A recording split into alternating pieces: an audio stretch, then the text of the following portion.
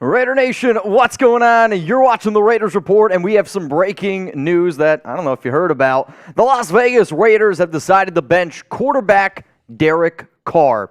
This was a move that we've talked about numerous times here on the show because you knew Josh McDaniels was not really overall happy with some of the play that DC had. And on top of that, this has to do with the Raiders' plan for the future and them not wanting to risk Carr getting injured because their plan is to move on from DC and then save the money just in case Carr would have got injured in those final two games against the 49ers and the Kansas City Chiefs. Now, Raiders are benching Carr for the final two games, so what you're going to see is Jarrett Stidham. He's going to be the starting quarterback. Josh McDaniels said that they wanted to get a better look at Stidham over the final two games of the regular season.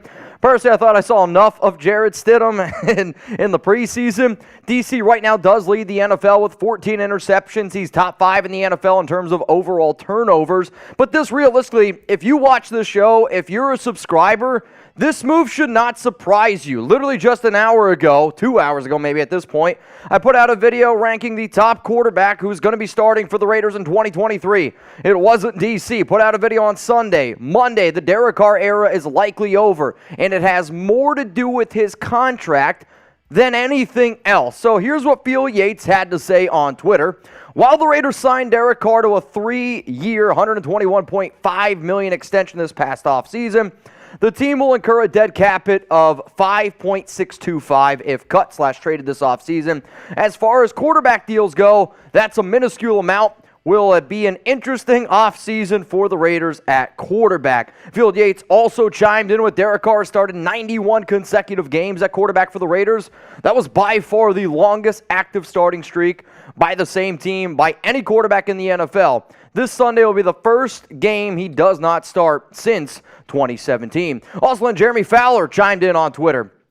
Raiders have benched Derek Carr in part to preserve his health for a potential trade this offseason. Don't want to risk injury, and his market could heat up after the Super Bowl, sources say, though the option to still could be on the table. So how about this, y'all? What's your one-word reaction to the Raiders benching Carr? I've seen scapegoat out there, which I don't 100% disagree, but this is a move that McDaniels wants to make for the betterment of the Raiders going forward. And the reason is because of that injury clause. If DC were to get hurt in those final two games, you'd be committed to pay him his entire base salary in 2023, which is $32.9 million. On top of that, you also have to pay him then in 2024, $7.5 million. So do you want to commit $40.4 million to a quarterback that, let's face it, he's not going to be the guy going forward? I also think that what you're going to see here is McDaniels bringing his guy, give him 2 years, and then if it doesn't work after that, the McDaniels experiment is over. Now, this is the biggest reason why you subscribe. I was literally on a jog when I started thinking to myself, man, I should maybe put out some Raiders content. Then one of my sources texted me and said, shit's about to go down. Then I started tweeting out some more. Shout out to my chat sports team. They said, bro, you got to get your ass in here. We hustled. We got you a show. No days off here. We have that commitment to excellence. And when breaking news happens here on the Raiders Report, we tell you. So if you haven't already hit that subscribe button, do it. And this is why you turn on those notifications. Now, we are going to be giving some shout-outs here to all the one-word reactions to the Raiders benching Carr. And friendly reminder, if you super chat like Zornell Malone did, we will literally put you right up here on screen because this show is about giving the nation a voice. Tracy McPherrin, hope. We got Mushy. He's going to say optimistic from Mushy06. Rick R, not surprised. Seen a lot of scapegoats. Whack from Jose. King Higgins, expected. And for RC Wolf, finally. Dumb from Sucker-Free Raider. Ugh from Darian Bradford. Let's go to a super chat coming in here from Zornell Malone. Lowe's was 2 games better pick and hopefully a rookie quarterback. Please no TB12 or Glass Jimmy G. I mean, personally, I think the best thing that the Raiders could do in their certain circumstance is get a quarterback like Tom Brady. And if you want to hear me explain that more, I'm more than happy to do that. Unfortunately, though, it's not going to be easy to find a quarterback as good as Derek Carr for the price maybe of DC. But to me, McDaniels proved this year that his job is 100% safe. And if he knows that he's got 2 years to go, it wouldn't surprise me if they brought in Tom Brady and then you bring in a younger quarterback. either via the draft to learn underneath Tom Brady, or if I was running the Raiders, I would trade Jordan Love. Give me Jordan Love for a 5th-round pick. Let him learn underneath Brady. 2 years. Let's see what happens. So what do y'all think here? Is benching Derek Carr the right move? Give me a Y for yes or type your N for no. If you're just tuning in right now to the Raiders Report, yeah, this is not clickbait. This is facts. The Las Vegas Raiders have benched Derek Carr after a lot of discussion, 91 straight starts, drafted in the 2nd round out of Fresno State in the 2014 draft. I will wish nothing but the best to DC, and every Raider fan should. You can be happy that you want to move on from him, but you also have to be able to face the facts. DC was a good leader for this team. He did all the things that this fan base asked him to do. I get it. He did not win games, and that's not all on him. A lot of it, I will put blame on him as well. But at the end of the day, all Raider fans should wish nothing but the best for Derek. Y for yes. And for no, we got 1,000 people tuned in right now. If you want this show to get wild, click that share button. Post it on Instagram. Post it on Twitter. I want to hear what all Raider Nation has to say, because this has been the top trending topic the last how many off seasons. And now it's finally happening. The Derek Carr era, I believe, for Just Win Babies, it's over. Tracy, she said no. Chris Davis, no. 1013 AP says yes. This would be my standpoint. If you think long-term, this is the right move. You knew Derek Carr wasn't going to be the quarterback next season. So in terms of saving about $40.4 million, if you were to get hurt, but you're also saving $110.68 million. Sure, you take a little bit of a dead cap hit, but let's be real. I'll save that $110.68. I can invest that now into a Josh Jacobs. I can invest that into the offensive line. I can invest that into the defensive line, the secondary, the linebacker. You can do all of those things. In terms of the short term, though, I hate tanking. And I believe if you even got a sliver of hope and you think that you can make the playoffs, putting Jarrett Stidham as the starting quarterback and benching Derek Carr tells all those players on your team, even though we have a chance to make the playoffs, we're totally giving up, which I don't like. Let's go to a super chat coming in here from my dude, Pico Del Gallo. Do you think Josh Jacobs sticks around after this? And, of course, DC gets benched for the 49ers game. I actually think it depends on what McDaniels wants to do. If McDaniels wants to totally tank and try to get a quarterback like Drake May or Caleb Williams, then paying a quarterback running back like Josh Jacobs doesn't make sense. If your plan is to try to win right now and go out and get a guy like Brady, then yes, I do see them franchise tagging and then trying to bring back Josh Jacobs. Let's go to my brother Patrick B. Is there a realistic trade we could make for an upgrade at the end of the season? It has been an upgrade. It has to be an upgrade. I don't think you have to trade. I think what you're hoping for right now is that Tom Brady comes to the Raiders. You're either then hoping for Lamar Jackson. The Ravens are dumb enough to not make him the highest paid quarterback ever. If he hits the off-season market, you make him the highest QB in the NFL. And then the only other thing after that, I see some people throwing out Aaron Rodgers. I'd rather take Tom Brady at $25-30 mil, who knows the McDaniels system, over somebody like Aaron Rodgers, who's already a bit of a diva. So I think the best case scenario, and a lot of Raider fans don't want to hear this, it's Tom Brady. Alex Teran, what's up? Get Brady. Keep Carr, keep Chase, Caleb next year. Unfortunately, the only way you're going to get Caleb Williams is if you finish in the top 3 in terms of draft picks. Tom Brady, that's not going to happen. If the Raiders had Tom Brady this season, if you're a Carr truther, this is going to hurt your feelings. I believe they'd be 10-5, 9-6 at the absolute worst. Carr is not going to play underneath Tom Brady, and that also doesn't make a lot of sense. If you're going to bring in Brady, you want him to be able to teach a younger quarterback. A younger quarterback, then, that you can learn underneath him, and then when it's time for Brady to move on, you bring in that younger quarterback who hopefully knows the Josh McDaniels system. I've also said this many times. I don't really like McDaniels. In fact, I don't like him at all, and I think he's got such a big ego that he's not going to let other people take control of the offense. So, with that being said, I think the only player that he would be willing to give up a little bit for would be Tom Brady. So, less McDaniels might actually be a good thing. What up, Guillermo? I pray for Carr and his future life after football. That being said, it's time to move on now. Now we will see if people rooted for Carr or the Raiders. If there are Raider fans out there that said, I'm leaving the Raiders because they're rooting for Derek Carr, I had some loser tweet at me saying, I hope Derek wins a Super Bowl now on some other team. You're not a Raider fan.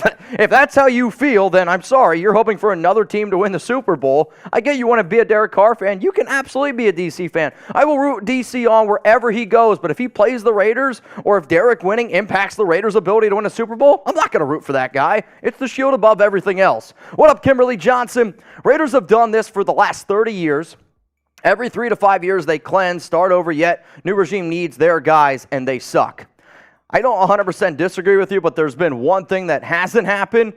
You haven't brought in a new quarterback, and there's always those people out there like, oh, the grass, it's not always greener. Unfortunately, the NFL is about Super Bowl wins, and it's about playoff wins. None of that has ever happened with Derek Carr. So in terms of the grass that we're standing on right now with DC as the quarterback, that shit's not even green. You got to be able to move on. That's what it's about. The worst thing the Raiders could do is keep Derek Carr, and then you win 7 or 8 games again next season, and you're back in the exact same spot. That's the worst thing that could happen. Michael's ready to bang! DC deserves better. 2023 is the year the Raiders better win the AFC West next. I've been saying this for a long time. I really have been, and I hope that this is going to be the year that they can do it. On top of everything, the amount of money that you are going to save, I'm hoping that this team invests, and they invest in the right pieces. They invest in that O-line. They invest in the defensive line. They really need to upgrade the trenches. We can talk about quarterback play all we want, but if you don't upgrade the trenches, it's going to be rough. I do have confidence in Patrick Graham because the Raiders' defense over the past 6 games has allowed 18.3 points per game. In terms of a comparison, the 49ers are the number 1 ranked defense for the entire season, allowing 15.2. Have the Raiders played bad offensive teams? Yes, they absolutely have. But my point on social media was always, if the Raiders' defense has given up 18.3 points and you invested all that money in your offense, you should be able to win games, right? If the Raiders had a top 10 defense, we'd be able to win. Well, apparently the Raiders got a top 3 defense the last 6 weeks, and we are where we are. So, what up, Guillermo? New year, new Raiders. Raiders, Guillermo. I appreciate you, my brother. Again, y'all, we are breaking down the news here. The Las Vegas Raiders have benched Derek Carr, likely ending his time with the silver and black. Coming up here on the Raiders Report, for those of you that are just tuning in, I'm going to talk about literally everything that there is to know about why the Raiders benched Derek Carr, what you should be hoping for going forward, the type of money you save. So all of that, and I'm going to be breaking this down for probably, I'll say, 15 minutes or so. After that, we will get to all the super chats. So I see them in there from, oh yeah, David, Nathan, Marcus, Pratt, Callie, Rage Raider, Carlos, Patrick B, Rashissimo, Locke. I see all your super chats. I will get to them. And if anybody else wants to get their questions or comments on the show, I think with the show like this, your best bet's probably getting a super chat in there, and I'll be able to throw it up on screen. Let me get a sip of water. And if it looks like I'm sweating, oh, I'm sweating, baby. All right, y'all, here we go. Coming up, we're going to break down everything that there is to know about why the Raiders decided to bench Derek Carr.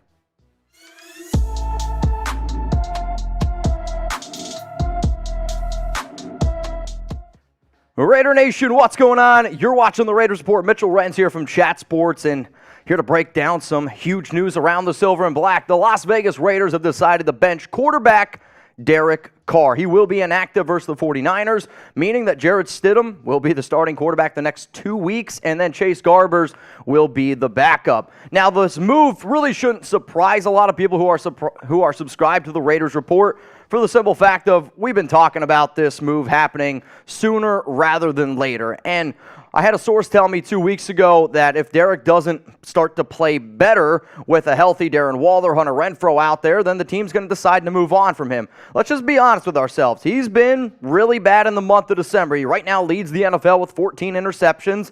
He's got only 24 touchdowns. Yeah, he's top 5 in overall turnovers, but that's not what you paid him for. It's also the reason why I said when the Raiders gave him the contract that they did, it's the greatest contract ever because it gave Derek Carr his money, but it also put him on that 1-year technically prove-it deal, which I feel like I said 100 times last offseason, and now you can get out of all that, and you're saving $110.68 million over the next 3 years. Let's now look around on some Twitter reactions here. Jeremy Fowler said, the Raiders have benched Derek Carr in part to preserve his health for a potential trade this offseason. Don't want to risk injury, and his market could heat up after the Super Bowl, sources say, through an option to still be on the table. What he's also saying here is health for a potential trade is because if Derek Carr were to get injured in the final 2 games, it would cost the Raiders $32.9 million in 2023. That's his base salary. And then also, it would cost them $7.5 million in 2024. So essentially, the Raiders don't want to risk $40.4 million over the next 2 years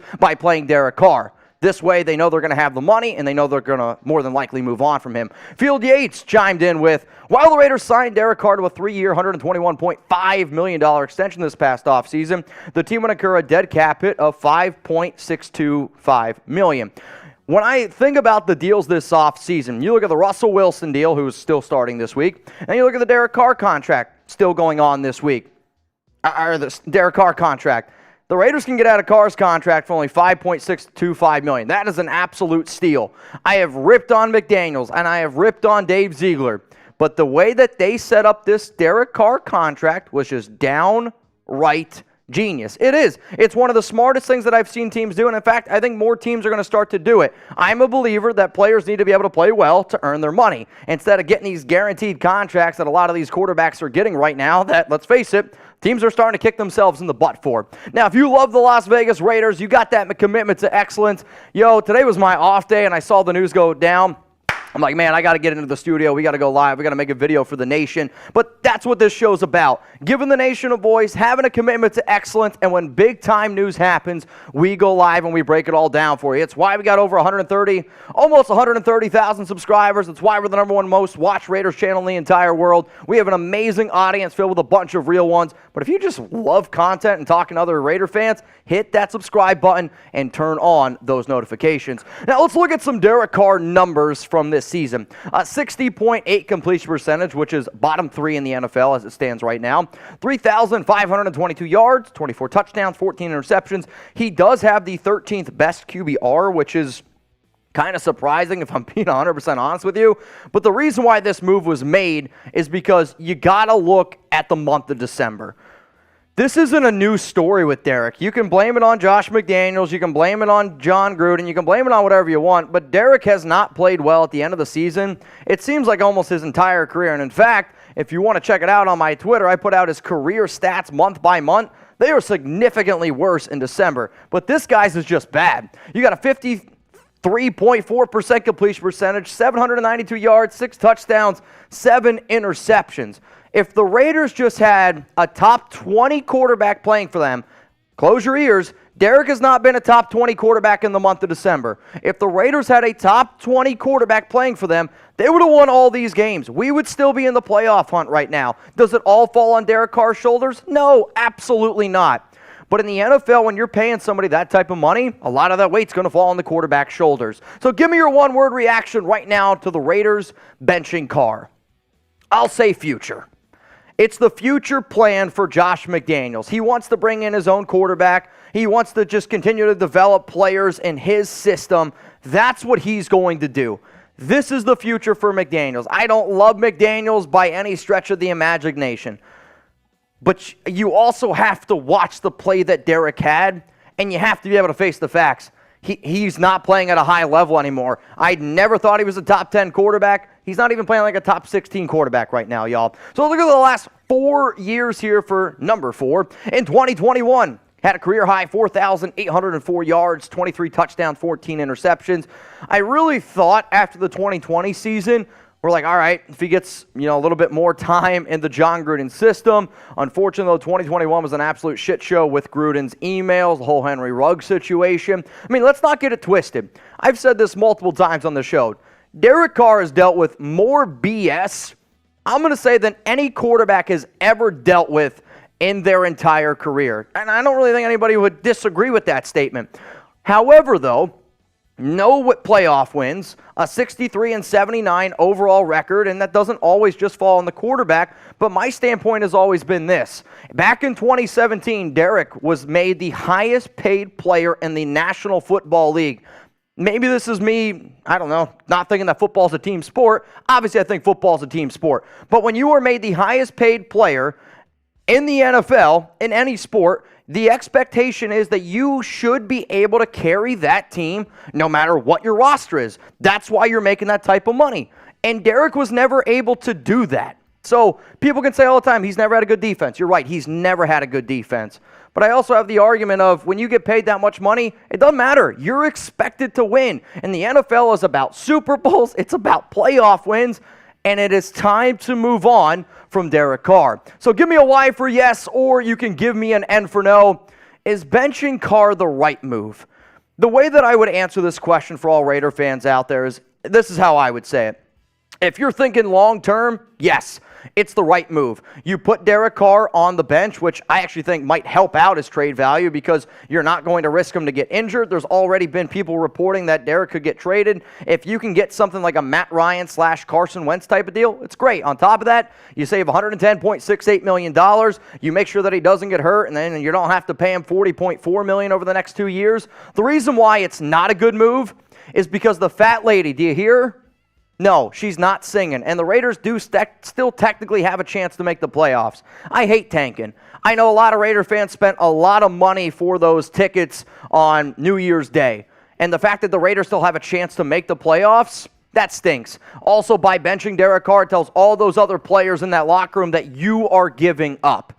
And I've just seen too many times this season, this coaching staff flat out just give up. Now, y'all, we got a heck of a deal going on right now. I haven't shown these shirts in a very long time, but I know the people that are rocking with me here on today's show are real ones. And what is a real one here at Chat Sports? A real one, I know y'all always scream Raider Nation for life. A real one around here is somebody who watches all the Raiders Report videos, is a diehard Raider fan, has that commitment to excellence, reps the shield, and just loves being a part of our Raider family here. So if you're a real one and you want to get your hands on either the gray or the black Real One for Life shirt, all you got to do is go to the link that you see down below, chatsports.com/RO4L. I was nice enough.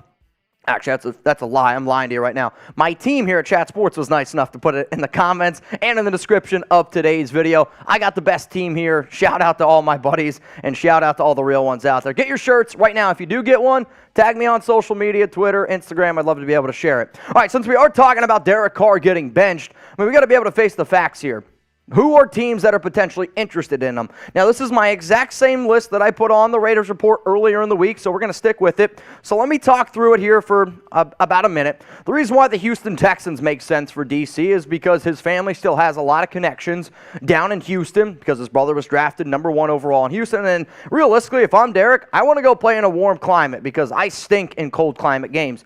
The Arizona Cardinals, what happens if Kyler Murray isn't 100% ready to come back from his ACL and you just need a quarterback for 1 year? On top of that, Derek Carr, one of his best friends, Rodney Hudson, still there. The Green Bay Packers, if Aaron Rodgers decides to retire and Jordan Love demands a trade, which I think Jordan Love does demand a trade, what if Derek reunites with his buddy Rich Bisaccia?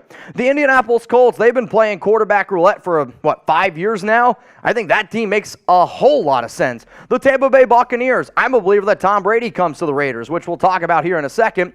But, hey, go down south. It's warm there, and that's a shitty division that you have a chance to win. Carolina, they need to find a quarterback. New Orleans, they need to be able to find a quarterback. And everyone always says, oh, if DC just had a defense, he could succeed. The New York Jets, if they had a decent quarterback, they'd be one hell of a team. The issue is they simply do not. So I mentioned Tom Brady, and I put out a video today, Wednesday, highlighting the top 10 quarterbacks most likely to start for the Raiders in 2023. The reason why Derek Carr looks sad on that thumbnail is because he wasn't #1. I would love to have Lamar Jackson. That's a pipe dream. But the guy that a lot of people need to think, and this is going to be the thing, I really, truly believe Tom Brady is going to be the Raiders' starting quarterback in 2023. Why? For one, I think it's Josh McDaniels' guy. You won 6 Super Bowls with him. They have a great relationship. On top of that, it's what Mark Davis already tried to do. Mark Davis tried to bring Tom Brady to the Las Vegas Raiders. He was getting ready to buy a home. John Gruden said no. And then doesn't anybody else think it's weird that all of a sudden Rob Gronkowski starts tweeting out, I'm thinking about coming back and playing 2023. You don't think that there's already people contacting Rob Gronkowski? Because when Brady was coming to the Raiders, they also tried to bring Gronk to the Raiders. I'm telling you all right now, the fact that Foster Moreau is a free agent, my bold prediction this offseason, I'm saying it right now, Tom Brady's going to be the Raiders quarterback. Rob Gronkowski's going to be a Raider as well. Buckle up. It's going to be a hell of a year. Let's talk about the Raiders quarterback depth chart against the 49ers. Jarrett Stidham, wow, that's ugly. Quarterback 1, Chase Garbers, quarterback, too. I'm glad it's not Nathan Peterman, or else I'd have to get a Nathan Peterman tattoo on my Peterman. Only the real ones know about that. DC will not play the final 2 games, but we've already seen Stidham at least a little bit, right, in the preseason. He was 29 of 46 for 316 yards, no touchdowns, no interceptions. And then his biggest contribution was realistically with his legs. 5 carries for 28 yards and 2 touchdowns. Stidham was able to show that he was a little bit more mobile. Derek's mobility in the pocket this season has been very much worrisome. Let's be real. On top of that, it's the accuracy. If you're not an accurate quarterback, you are going to struggle in McDaniels' system. McDaniels' system is entirely built on being accurate. And Derek has not been accurate this season, whether he doesn't understand the offense or what. But when you watch the All-22 film, you will see how many wide open receivers Derek Carr misses.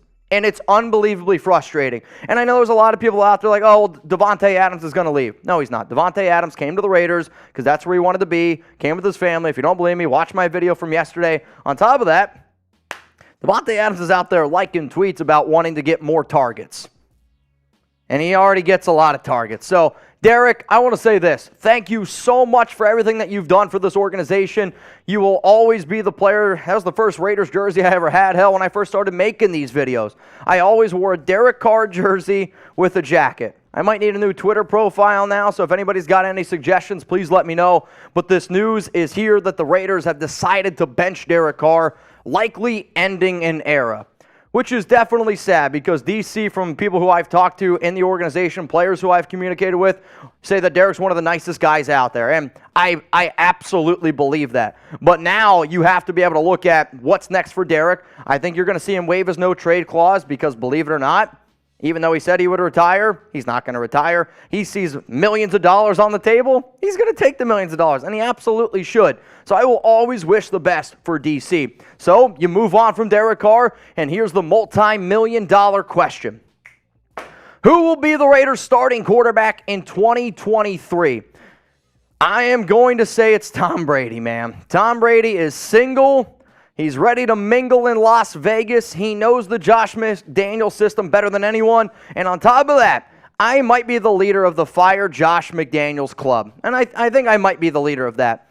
If Tom Brady's the one player that can take a little bit of weight off of McDaniels' shoulders, and then that also be a player coach, and then teach whoever the heck's the younger quarterback underneath him what the McDaniels system is, because at times, I don't even know if McDaniels can explain it well, but I do think Brady can. Then that's what you do. Yes, Brady's old, but it's not just this season. You bring in Brady, and that also is the best thing if you plan on keeping McDaniels for the Raiders in the long term. So my prediction, Tom Brady, Raiders starting quarterback in 2023. All right, y'all, let's give some shout-outs here to the 2,500 people tuned in right now to the Raiders Report. Isaac Hernandez, TB. We got Gutera, says TB12. Isaac again, we're going with a Brady. Brady hater from Neptune. I don't blame you for hating Brady. If Brady doesn't come to the Raiders, I still will hate Brady. But if Brady brings you a Super Bowl or gets you at least a playoff win, you got to at least think that it was the right move to make. What do we got here? Lamar Jackson. Let me just say this. If it's Lamar Jackson or Tom Brady, I'm taking Lamar Jackson every single day of the week. Remember that movie? At least when I was a kid, there was a movie called Blank Check. That's what Mark Davis should do. He should hand Lamar Jackson a blank check. I do think Lamar writes a little bit more than $1 million on it. But if you want to compete with Justin Herbert, Patrick Mahomes, Josh Allen, Joe Burrow, the AFC is loaded with quarterback talent. You want to be able to compete with those guys? You need a quarterback who's like an MVP caliber in Lamar Jackson. Also, running quarterbacks help out your running game. Wild, I know. All right, y'all, let's go to some Super Chats. We got I don't know if this is an actual quantity of weight, but we got a shit ton of them. What would you give up to get Brady? Finally, Carr is too inconsistent. Will miss his locker room leadership. To wish him nothing but the best. I agree with everything you say there in the very bottom of that. In terms of what would you have to give up to get Brady, Brady's a free agent. So if Brady wants to come play with the Raiders, he can come play with the Raiders. And I actually think, you would essentially pay Derek Carr. You would have paid him $32.9 million. I actually think you're going to get Brady at a cheaper rate than that. Even if it was Brady at 32.9, I will take Tom Brady over Derek Carr. Brady hasn't been great this year. But Brady's offensive line and his running game, light years worse. And I even think his skill position players are worse than what the Raiders have right now. Let's go to Nathan Montesor. Nothing but love and respect for DC. Everyone spam DC4 down in the chat. They structured his contract. I already knew it would happen. The nation should trust the process. I want to be able to trust the process. I do. But oftentimes, too many times, people just sit here all the time and they're just like, trust the process, trust the process. I mean, if you don't believe in somebody, right?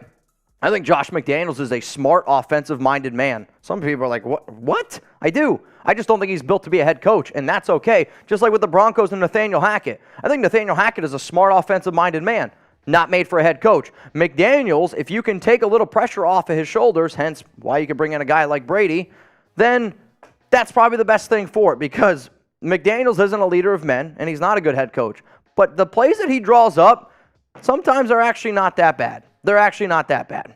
Let's go to David Brown. Mark my words, Josh McDaniels will run off all the good talent and we will never have a better season under him. You might be right, man. I don't want to sit up here and say I agree. I think what really is going to happen is what they decide to do at the quarterback position. There's a part of me that wonders, does McDaniels try to tank? Start Jarrett Stidham next season, hope for a top 3 pick. You get Drake May or Caleb Williams.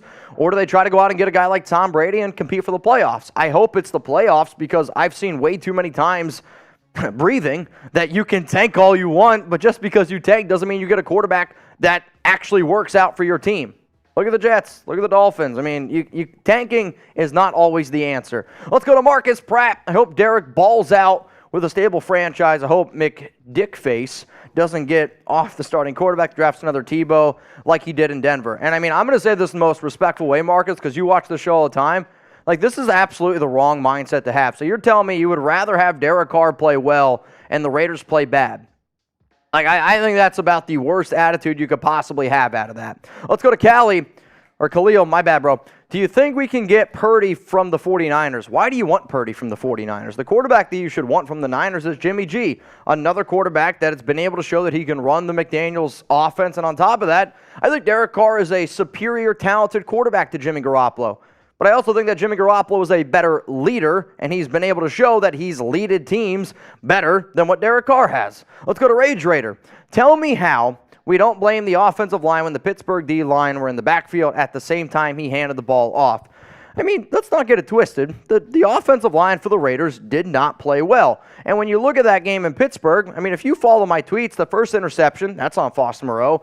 The second interception was a little bit behind thrown, I guess, to Hunter Renfrow. I'll say 50-50. That ball down the middle of the field, though, I would say a good quarterback hits Renfrow in stride, and that's a touchdown. I mean, to me, that is about as an easy a throw as you can get. I'll also put a lot of blame on Josh McDaniels. You ran the ball 5 times on the very first drive with Josh Jacobs, scored a touchdown, 10 carries the final rest of the game, and you put up only 3 points. Like, McDaniels deserves a lot of blame. But we can't sit up here and say that Derek Carr is a top 10 quarterback. We can't sit up here and say that Derek has played like a top 16 quarterback. And if you don't have a top 16 quarterback in the NFL, what the hell are you doing? Like, you're just wasting your time. Let's go to Carlos 47. Stidham gonna get his Foles Cinderella story. Yeah, you're probably not wrong there. Well, I guess, are you talking about Foles Cinderella story in Philadelphia, or the Foles Cinderella story that we saw last week where the Indianapolis Colts just got shit on by the Chargers? Foles is washed. Jarrett Stidham's not a good quarterback, y'all. Like, Jarrett Stidham going up against the 49ers, Derek Carr should thank. Maybe he should thank the coaching staff, because Stidham's going to get eaten alive. If I'm Nick Bosa right now, I'm sitting there licking my chops. Can't wait to get after Stidham, because it's going to be ugly. It's going to be ugly. Let's go to Patrick B., one of the GOATs around here. I've seen some articles on Jacoby Brissett coming to Vegas. Brissett was also a quarterback mentioned in my, we'll say, video that I put out earlier today. It's because if there is one thing that I've learned from McDaniels, because predicting what that man and Ziegler do is not always the easiest thing, but they like bringing in past Patriots players, right? I mean, let's just call it how it is. You got 9 coaches on the staff right now that coached in New England last season. They know the players. Jacoby Brissett played underneath. Josh McDaniels started 3 games. I want to say he threw for 400 yards, no touchdowns, no interceptions. Jacoby Brissett then signed a nice little deal, or got traded, I don't remember what it was. Played over at the Indianapolis Colts from 2017 to 2021. Jacoby Brissett does probably owe McDaniels a thank you, but bringing in Jacoby Brissett, I think that's also another terrible thing to do. I'd rather you keep Jarrett Stidham than Brissett, because Brissett, to me, probably gets you at about 5 wins. Jarrett Stidham as your starter next season probably gets you at 3, and then you're at least guaranteed in the top 3. At least I hope so. Let's go to Rashissimo Lock. It was time with DC. Sucks they won't fire McDaniels, too. I mean, if you could tell me right now, would I rather get rid of Derek Carr or get rid of Josh McDaniels? I'll say I'd rather get rid of Josh McDaniels. That's how much I don't believe in this man. And I'm not saying that keeping Derek Carr would have also been the right thing to do, but I almost feel like the writing was on the wall, and we saw it last offseason. The Raiders were 6-7. They united together as a team, and that team was not nearly as talented to make the playoffs. But as soon as they moved on from Rich Bisaccia, you kind of knew it was only a matter of time before they moved on from Carr. Yeah, they gave him a brand new contract extension, but when you looked at that deal, it was a 1-year prove-it deal, and unfortunately, Derek was unable to do it. So who deserves more blame here? Is it Josh McDaniels or is it Derek Carr? Type M for McDaniels, type C for Carr. The way that I'll actually say this is the guy that deserves the most blame is Mark Davis. And this is just the way that life deserves to go, right? Like, if you're the owner, you're up here. You deserve this much blame. You hired the head coach. Okay, since you're the head coach, you deserve this much blame. Oh, okay, your quarterback's right here. Okay, then he's going to deserve that blame. Do I think Derek's been great this year? No. Josh McDaniels also has not been doing a very good job. But it starts with that man up at the top, Mark Davis. And I'll say this, I think the sooner he sells the team, the sooner you see this franchise start to go in the right way. Now, let's start to give some shout-outs here, and we'll go back to some Super Chats here on the Raiders Report. Zelbo is going to type his M for McDaniel, so is Nino. GMG Productions is going to type his C for Carr. I got James Vallely says M. Raider Nation for life only from Antonio. Appreciate you guys tuning in. Sarah Otto, M. Rob, sell the Raiders to Jeff Bezos at Amazon. Interesting. The Big Steppa, F. Mark. Bling, McDaniels. Raider Productions, type in his C for Derek Carr. Now remember, y'all, we went live here for breaking news around the Las Vegas Raiders. Benching quarterback Derek Carr. He has started 91 consecutive games, was drafted in the 2014 draft, and I wish him nothing but the best. But if you haven't already hit that subscribe button, what are you waiting for, man? I mean, we put out videos every single day. We have a huge commitment in terms of making sure that you always get videos here. If you want to stay up to date on extra news, extra rumors, you can always hit me up on social media as well. Twitter, Instagram. If you can't find me, it's probably on you. Hell, I don't even know if I still have a Snapchat. Mitchell Renz 365. Everything. You need it? Mitchell Renz 365. That's where I'm at. And I take a lot of pride in being able to hang out with the nation. Chuck's mad at me today. I told Chuck I was going to hang out with him all day today, and I was right after my run. I was getting ready to take him on a walk. I even got the leash out. And then Derek decided to get benched, or he got benched. But hey, sometimes it is what it is, and y'all understand. Let's go to one of our Mount Rushmore Wild 114. You're right, Mitch. Why sandbag anymore when you can flat out tank and get away with it? McClown makes Gruden look like a stand-up person. I mean, I don't know about that. Gruden said some pretty controversial stuff. If you guys see at any point ever on the show and this logo comes up, it means that they're a part of our Mount Rushmore. Our Mount Rushmore is our top 5 right now as it stands, our most loyal watchers, the people that helped grow this show more than anyone, and that's Wild 114, Raiders Podcast. Shout out to David Zahn, my brother Trivan, and then maybe the goat of all goats, Raider frickin' Ron. Let's go to Luke Nugent. What's up, Luke? DC was a great leader, but it's time to move on. I'll keep rooting for the silver and black until the day I die. And Raiders, Luke, I'm on board with you, man. I'm on board with you. Let's go to Michael Yukon.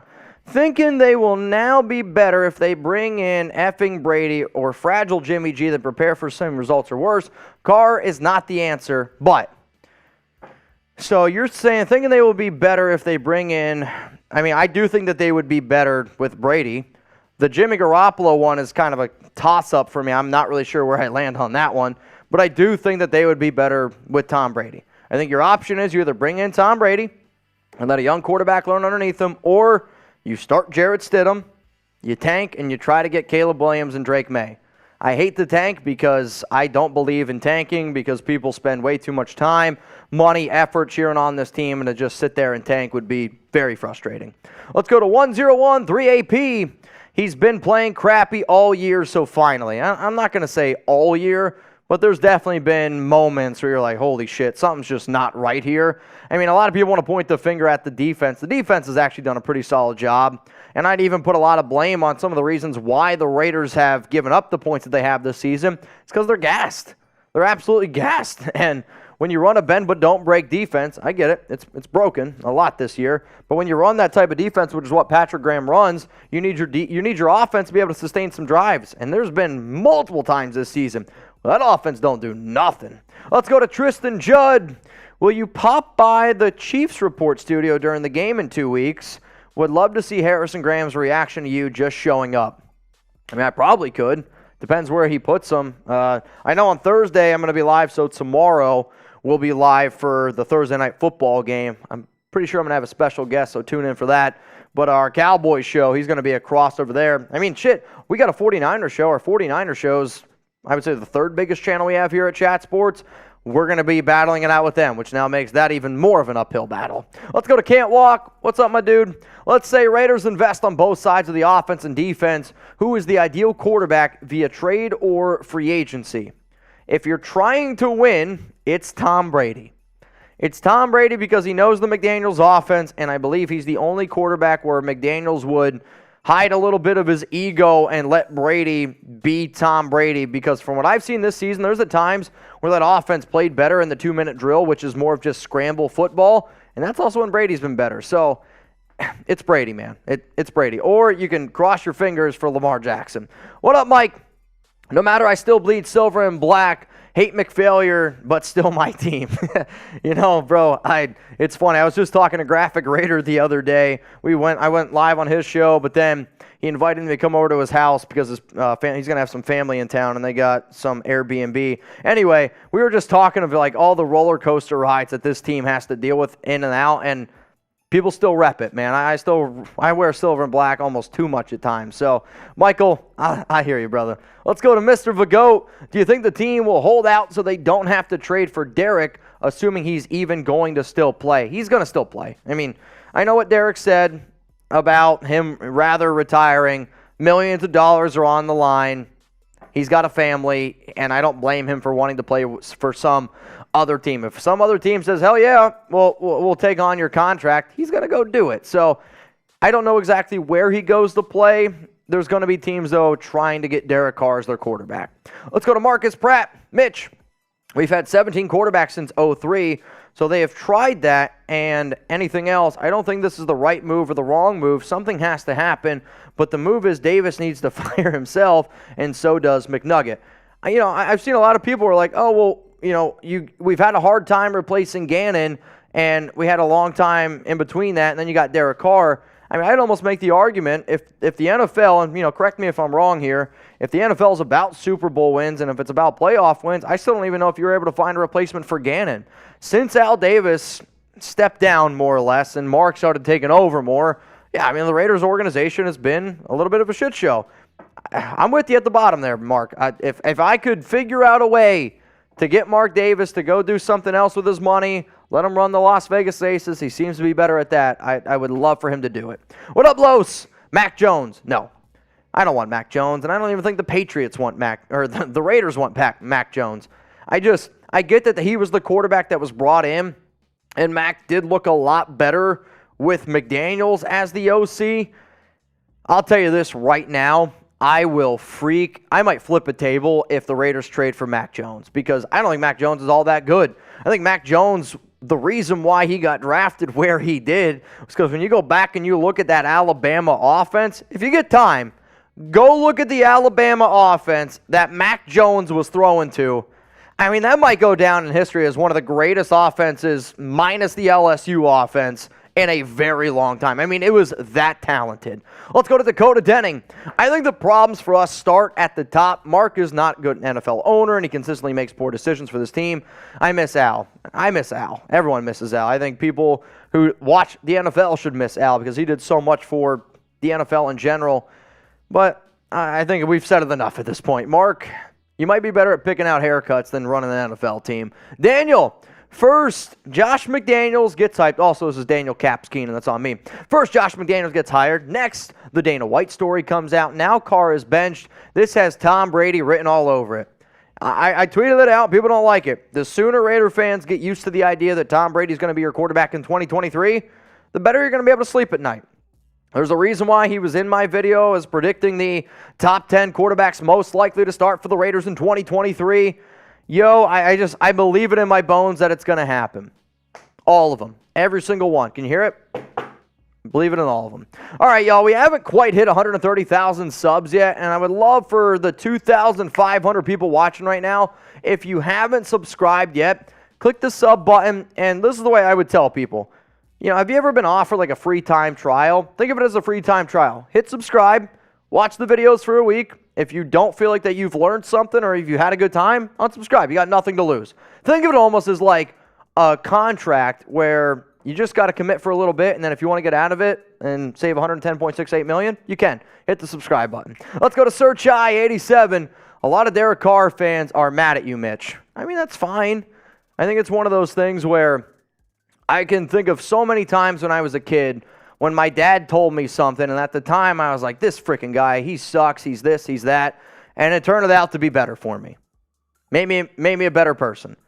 I get people are upset, but my job also here as a host isn't to be a Derek Carr fanboy. It's also not to be somebody who's ripping Derek Carr apart. My job here is to give you all my honest opinion at every time. Don't get me wrong, during watch parties and sometimes I get very emotional. Drinking doesn't help either. And, we say crazy things, we react in certain ways, but that's what passion does. I'm a passionate fan. I want this team to succeed, but I'm also passionate because the amount of people that I've been able to meet through this show, I consider people who I've never met before. My family. Hell, I talk to Wild 114 on a weekly basis.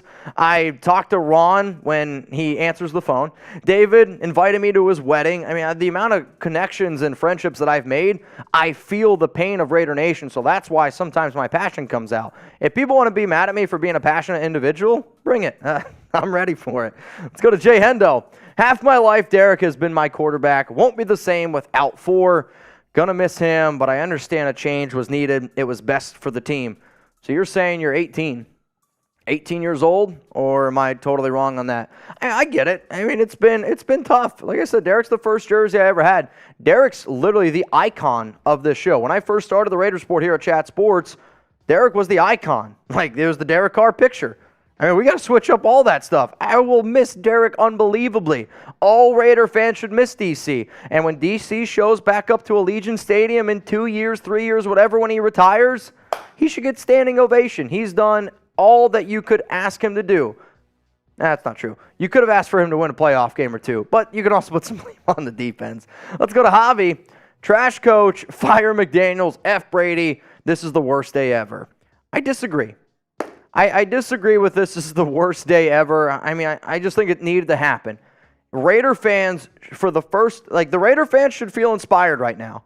You should feel excited because I believe change is happening. And when you do the same thing over and over and over and over again, I mean, that's literally the definition of insanity. If they would have brought Derek Carr back yet again, that would have been the most frustrating thing. And I get it. You can like Derek. I don't like McDaniels. I don't like Tom Brady. But if Tom Brady helps the Raiders win football games, I know how upset I get when the Raiders lose. So if the Raiders could start winning some games, I think I'm going to be a lot happier of an individual. Let's go to Cameron Sproul. Bang! McDaniels has been tanking since the third loss of the season. His play calling has been suspect at best, and Carr has shown him the utmost respect. This is a disrespectful move on McDaniels' part. Yes, time to make a change, but not until after the season. I don't 100% agree with that, and the reason is you have a tough decision to make. No matter what, you're probably not going to be making the right decision. Because what happens if Derek were to get hurt in Week 17, Week 18, and then you got to pay him $40.4 million the next 2 seasons, $32.9 in 2023, $7.5, when you know that he's not your guy and you're going to move on from him. But it also sends a bad message to those guys in the locker room, and you're like, well, we're already given up when we do still technically have a chance to make the playoffs. I believe the way that they looked at it is I'm willing to risk 2 games instead of willing to risk an entire season next year with Derek Carr. All right, y'all, coming up here on the Raiders Report, we are going to get into a mailbag. So if you don't know what that is, it's essentially where all your questions, your comments, we're going to put them up here on screen.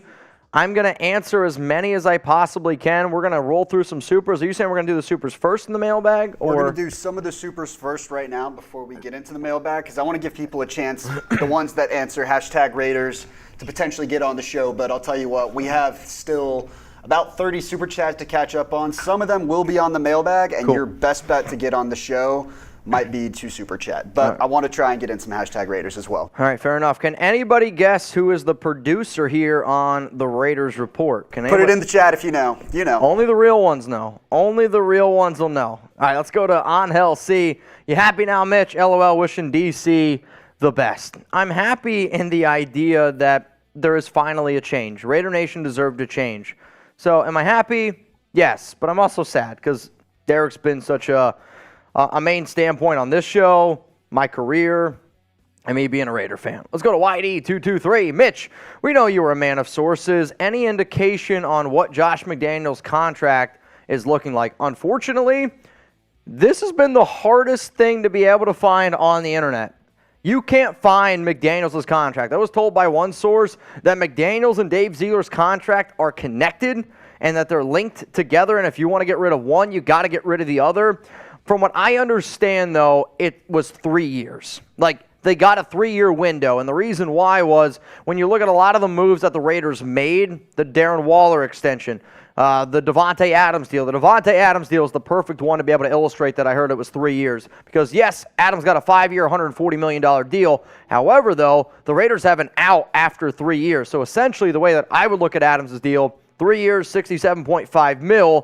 And then if he continues to play with the team, it's 40 and 40. Or you can get out of it, save $72.5 million. But that's all I know. Unfortunately, that information, the Raiders have not put that out there. That's all I know. Let's go to Gio. If it's not TB12, you have to go all out on Lamar. I mean, if Lamar hits the open market, it's all on Lamar. You can take all the Tom Brady talk I just said and just throw it out the window. If Lamar Jackson hits the open market, that's your guy, and it's not even close to me. If Lamar does get franchise tagged or if he signs a major extension with the Ravens and then Tom Brady says, no, I'm going to go somewhere else, then I don't know what McDaniels' next option is. Maybe it's Jimmy Garoppolo, but outside of that, there's not another quarterback on that free agent market that I would consider an upgrade. I know there's some people out there that want to give Geno Smith a shot, but Geno Smith scares the hell out of me. Geno was really good for a few weeks, and now NFL teams are starting to figure out that offense a little bit. I just feel like if it's not Tom Brady, if it's not Lamar Jackson, then what they're going to decide to do could potentially be tank. There is also, somebody did just text me this. Don't roll out the idea of the Raiders bringing back Derek Carr. And why do I say that? If you remember this last offseason, Jimmy Garoppolo had his goodbye tour. Thought he was going to go, all this stuff, and then they decided to bring him back. There is a chance, if Derek is willing to take, from what I'm being told right now, if Derek is willing to take a contract restructure, make less money, and the Raiders don't get what they were hoping to get, then there is still a chance. Very small chance, but I think that they already know that they're going to get TB12. That's my God-honest opinion. From what I understand, I feel like that they already believe that they got Tom Brady 12 in silver and black. Let's go to James. Carr should restructure his deal, keep him on the roster, let him compete in training camp. You can't do that. When you got a quarterback that's done as much as what DC has, you can't split the locker room. You can't. And that's just the way it would go. There's going to be certain players that are going to be committed to Carr. You're going to try to bring somebody else who can compete with them. That's just not the way to go. You can rip on DC all you want, but finding another quarterback as good as Derek Carr and having compete with him, you'd have to pay him also a lot of money. So I get the idea of wanting a restructure, but why would DC want a restructure? He probably doesn't feel like that he should. He probably feels that he deserves to make $30 million, $34 million, and if there's a team that's willing to offer him that, which I think there's going to be a team out there, it wouldn't surprise me if it's the New York Jets. The Jets have plenty of money. They have a great defense. I believe the Indianapolis Colts are a team to watch out for the simple fact of that division is such a shit show. I think a team honestly, maybe even like Carolina in a weak division, Tampa Bay in a weak division. There could be a few things that go down, man. James, appreciate your super chat. Remember, y'all, you want to get those questions, comments on the show, send in a super chat right now. What's up, Brandon? It's ironic. Tuck rule started with Brady and the Raiders being pretty terrible since then. Brady coming back, leading us to a Super Bowl win, that would be spicy. I'll tell you this right now. If the Raiders win a Super Bowl with Tom Brady, you throw everything out about the Tuck rule, you throw it out the window. I mean, some people are like, I can't forget that long. I will.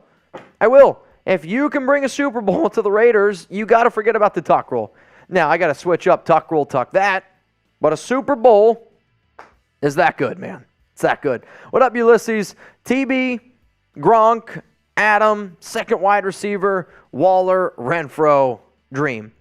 See, the issue is you can have all of those players, but if your offensive line isn't cutting it, it's not going to be great. You also left out Josh Jacobs. So I believe if you have Brady, you also want to bring back Josh Jacobs. And realistically, if your offense is TB, Gronk, Adams, Waller, Renfro, Josh Jacobs, I don't know if you need another receiver. I mean, I'll say this, they're going to bring back Matt Collins and almost guarantee you that Matt Collins is going to be back on the team next season. So throw Matt Collins into that list, and then you invest your money, offensive line and defense. That's what you do. What's up, Pork Chop? Would you trade for Brock Purdy? No. Brock Purdy, I'm sorry. I think Brock Purdy just shows how brilliant of a head coach Kyle Shanahan is. Kyle Shanahan, wherever he's gone, he's had success. And when you have a team that's as good as the Niners are right now, offensively, defensively, the Niners have a great offensive line. They have great skill position players.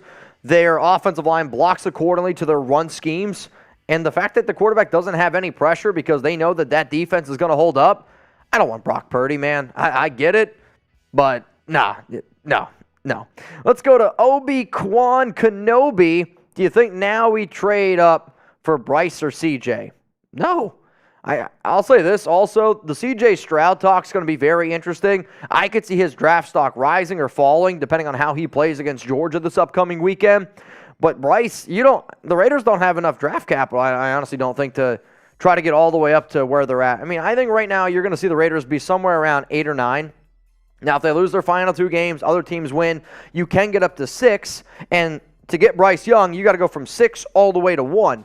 You want to make a jump from 6 all the way to 1, that's a guaranteed first-round pick. I would argue that that's 2 first-round picks, a second-round pick, and a third-round pick just to go up to get that many players.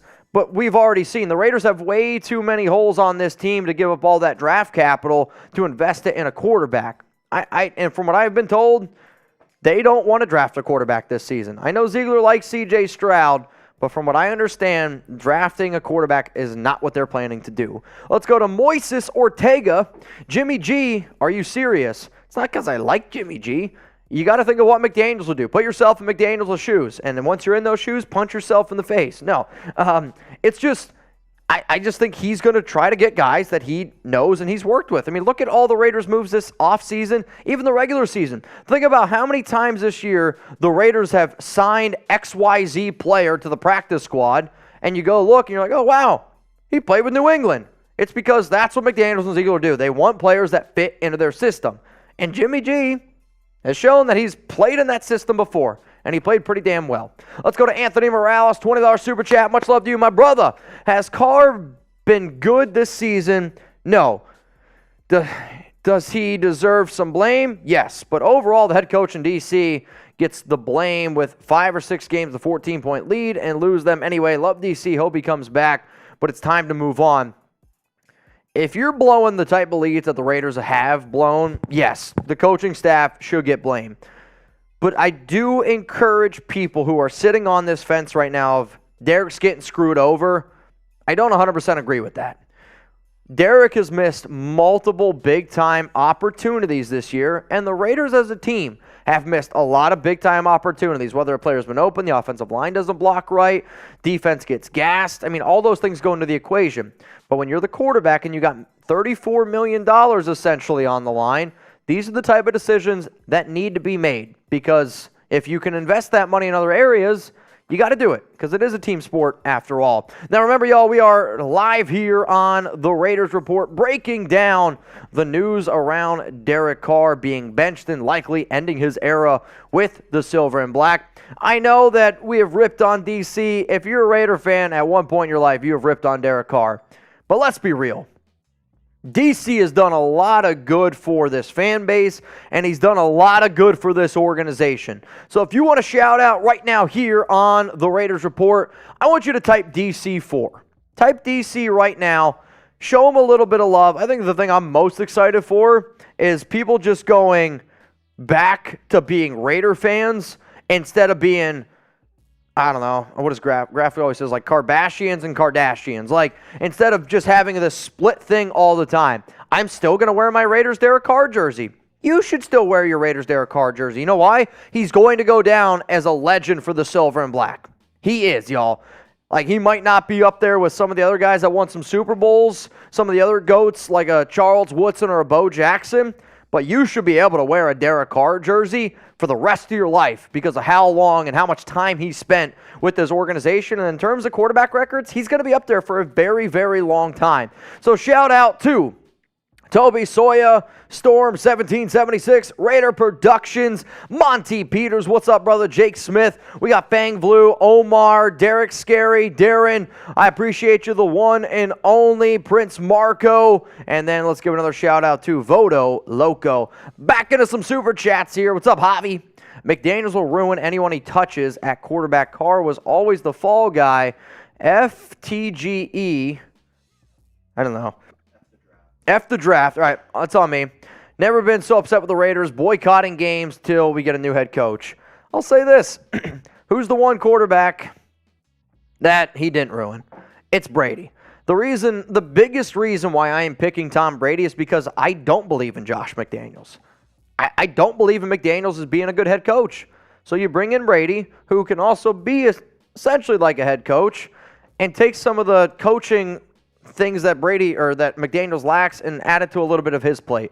The biggest reason why I want Brady is because I don't believe in McDaniels. That's the reason. Let's go to Vegas. Do you think McDaniels is throwing games on purpose? I hope not. If you got a coach throwing games on purpose, they're the wrong guy. Any person that either shows up to work purposely doing the wrong things, purposely trying to lose games. I mean, you can think of any scenario. If you got that type of person doing that type of shit on purpose, they're the wrong person.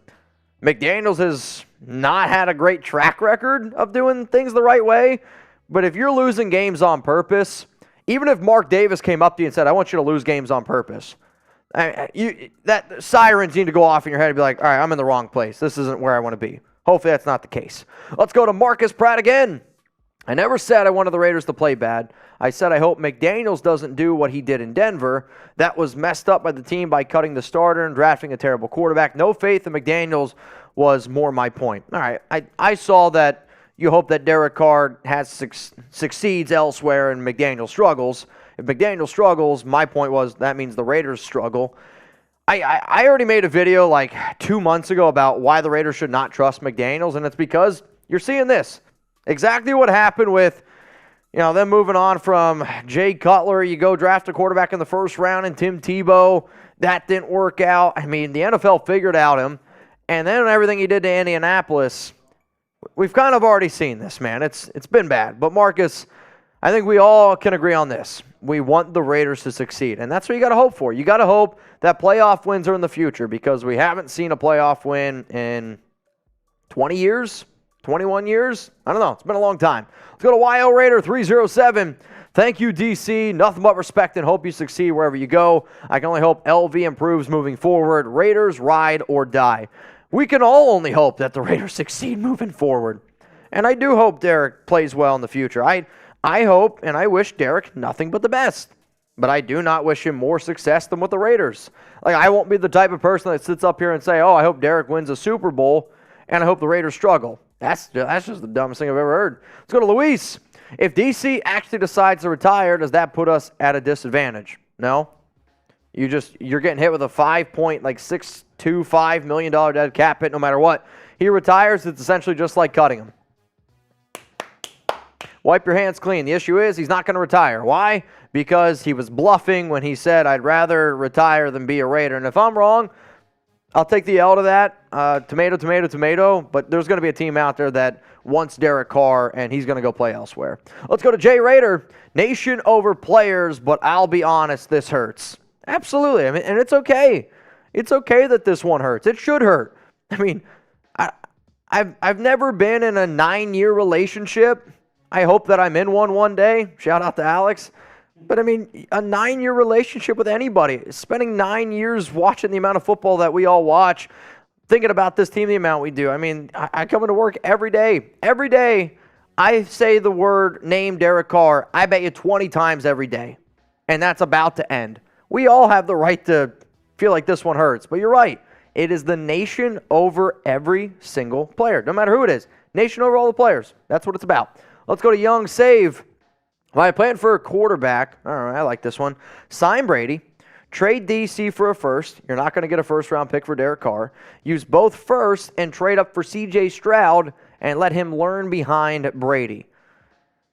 Unfortunately, I just don't see the Raiders giving up both their first-round picks for C.J. Stroud. Hell, I've been told by a source that there's a chance if Stroud struggles against Georgia, he could drop. I was also told that the Raiders aren't going to draft a quarterback, but we'll see how that whole thing changes depending on if quarterbacks do fall or not.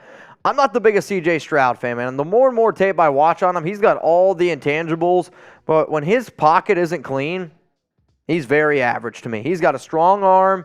Ohio State quarterbacks scare the hell out of me. I like the idea of getting a guy like Brady, trading Derek. I think you're hoping to get like a second, maybe a third-round pick for him because teams know that you're in the situation that you're in. So team, I don't believe, is going to give up a first-rounder for him. If they do, great, awesome. Giving up another first-round pick, though, to get C.J. Stroud. I don't know, man. I don't know. Though, Stroud underneath Brady, I would be more on board for than just putting C.J. Stroud out there to the Wolves. So, we'll see. I do think, though, if you get C.J., could be interesting. I'd say I'd rather take the pick and go out and get a guy like Jordan Love. Not saying Stroud and Love are the same, but they are very similar in terms of intangibles, overall upside, and Jordan Love would be a lot cheaper.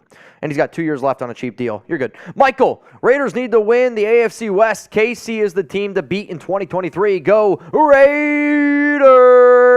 I mean, this is the other reason why you got to move on from Carr. Derek Carr at quarterback. You can't tell me that you're going to have confidence in him going head-to-head against Patrick Mahomes and winning that matchup. Don't get me wrong. The Raiders, they beat Patrick Mahomes just last year. They almost beat the Chiefs earlier in the year. They probably should have beat them. But guess what? There's no way that I'm going to sit up here and say that Derek is ever even going to be close to Mahomes. And then not only that, Justin Herbert is light years ahead of a quarterback than what Derek Carr is. So you're competing with two QBs right now that you could arguably say are top 5 quarterbacks in the NFL. You got to be able to figure it out. You got to be able to figure it out at the quarterback position. It's QB league. Let's go to Toby. Who's in college would you learn best under Brady? Also, I'm disappointed you missed my Fire McDaniels sign at the Jacksonville game. Did I miss it? Did you tweet it at me? My problem is this. After we put all the signs or any sign that we get, we try to put them up on screen. Toby, how about this? Send it to me on Twitter, at Mitchell Renz 365, tweet it at me, and that way I can see it. This might be crazy. I get a little bit wild during game days, and sometimes we silver and black out. Let's go to D Smooth, Black Panther Raider. We have a better future coming for us, Raiders. Just believe we have great players, better fans in the stands, and most of all, the best logo. I wish that those were the keys to victory every single week. Make my videos a lot easier. I do think better things are on the horizon, and the reason why I say that is because you could almost make the argument 8-8, 8-9, 7-10. Where the Raiders have been these past few seasons with Carr, you could legitimately make the argument that that's worse than being one of the worst teams in the NFL, because at least if you got one of those top picks, then you can get a quarterback that hopefully can change your franchise. And I mean, look at the Bengals. Now they got Burrow. Look at the Chargers. Now they got Justin Herbert. Like, you can find talent. Don't get me wrong, you can also find talent late in the draft. Patrick Mahomes, Lamar Jackson, Josh Allen. But sometimes you just got to be able to face the facts. Carr's just not, he's just not that good. And that's okay. Let's go to Tim. Saying we get Brady, how long do you think he could stay for before we are on the market again? 2 years. If I'm running the Las Vegas Raiders, I give Tom Brady a 2-year deal, and I find a quarterback. The reason why I keep throwing out the name Jordan Love is because I like Jordan Love a lot when he was coming out of college. There's a reason why I think the Packers traded up for him at number 26 overall. If it was up to me, I'd bring in Tom Brady for 2 years. You trade a 5th-round pick for Jordan Love, who's going to want the hell out of Green Bay. You have Jordan Love learn underneath Tom Brady for an entire year. If Tom Brady plays well, you keep Brady around another year. If he doesn't play well, you move on. You let Jordan Love play on that rookie deal for his final year. If Jordan Love doesn't play well, then guess what? Your quarterback search starts up again in 2025. If not, Jordan Love turns out to be a guy that was drafted in the first round with all that talent, then you give him a long-term deal. That's what I would do. But we'll see. Let's go to Cameron. What about Cooper Rush as a stopgap? Cooper Rush was in my top 10 free agent quarterbacks that you could get, but I don't want Cooper Rush. I mean, and this is just the God-honest truth.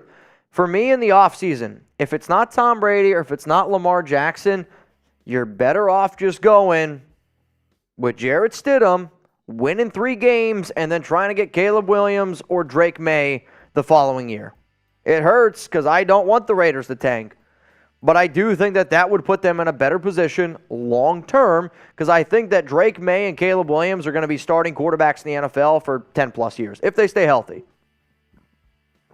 I think if both those guys stay healthy, 10-plus years. And I'll say this, I like Drake May more than I like Caleb Williams. I know it's a very unpopular opinion with a lot of people out there. I like Drake May more than I like Caleb Williams. That definitely can change after this year, but as I see it right now, that's where I stand. All right, y'all, coming up here on the Raiders Report, we're finally going to get into this mailbag here. I want to say a huge shout-out to all of our loyal fans, all the 2,300 people tuned in right now. There was breaking news that the Raiders benched Derek Carr. So what we're going to do is I'm going to answer all of your questions. Send in a super chat, use hashtag Raiders, and as long as the supers keep on rolling in here, and as long as there's no other crazy things that happen around this team, which you never know, I will stay live as soon as that ends. Unfortunately, I promised Alex date night tonight, and I also promised her that we'd go out for lunch. Unfortunately, lunch got canceled, but not due to lack of hustle. Plenty of hustle around here at the Raiders Report. So use hashtag Raiders, or you can send in a super chat to get those questions and comments on the show. I do need one more sip of water, then we're going to get this thing going. Y'all ready? You ready? All right, let's do it. Mailbag time. Hashtag Raiders or super chat. Get those questions, comments on the show right now. Raider Nation, what's going on? You're watching the Raiders Report, and we're doing a mailbag here because, well, there was breaking news, and I was going to put out a mailbag later in the week, and that one you might as well just crinkle up, throw it away, because the Raiders have officially benched Derek Carr. So, spoiler alert, a lot of the questions that come on the show are around Carr being benched. Shane Gamble, I definitely don't want to tank in 2023. I would rather throw the money at Lamar and Josh and draft a stud right tackle, right guard, and defensive tackle. I would rather the Raiders throw the bag at Lamar and throw it at Josh Jacobs as well. The issue is you don't know if Lamar Jackson's actually going to hit the free agent market. If he does, I agree, you throw him a blank check. But the issue is this. If you don't get Tom Brady, there's no other quarterback out there in free agency. There's no other quarterback out there that I would be like, all right, they're going to give us a better chance. So with that being said, you probably are better off just tanking with Jarrett Stidham and hoping you get Drake May or Caleb Williams in the 2024 draft. I hate tanking. Raider Nation doesn't deserve the tank. But if you know you're Josh McDaniels and you got another year left, what do you got to lose? You got nothing to lose. So go get your guy. Let's go to Mush Dat Shiz. Brady just got joint custody. He not going nowhere. Okay, if Brady wants to go to Las Vegas, he can go to Las Vegas. And I'm going to be willing to bet with a lot of people out there, Tom Brady's going to be the Raiders starting quarterback in 2023. Let's go to Tyrone Graves. Well, back to the 2003 season. It depends what it is, but that's okay. I mean, Derek, if when you analyze what NFL teams are supposed to have, or quarterbacks are supposed to achieve, teams are supposed to achieve, playoff wins, Super Bowl wins. You don't have any of those underneath the Derek Carr era. Therefore, you have nothing to lose. So when people say, you don't know if the grass is going to be greener, the grass isn't green. You're not standing on green grass. So therefore, you got to look for green grass. That's why the movement here with Derek Carr needed to happen. Mario, What if Brady gets booed at his first home game? Then he gets booed at his first home game. I guarantee you this.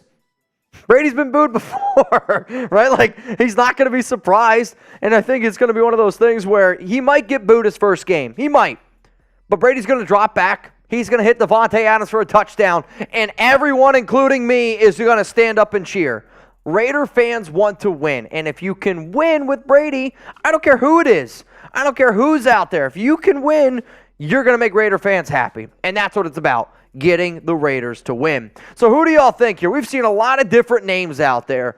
Who's going to be the Raiders starting quarterback in 2023? If it was up to me and I had to rank all the names, I'd say Tom Brady is number 1. Jimmy Garoppolo, probably number 2.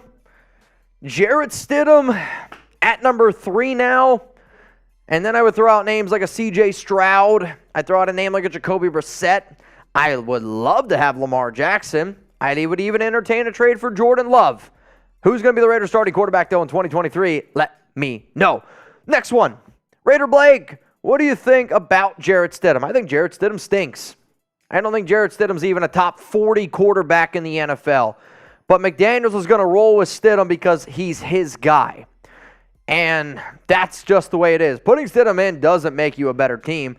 If Stidham and the Raiders beat the Niners, I will literally smash an egg on my forehead live here on the Raiders Report because I don't think anybody would expect that.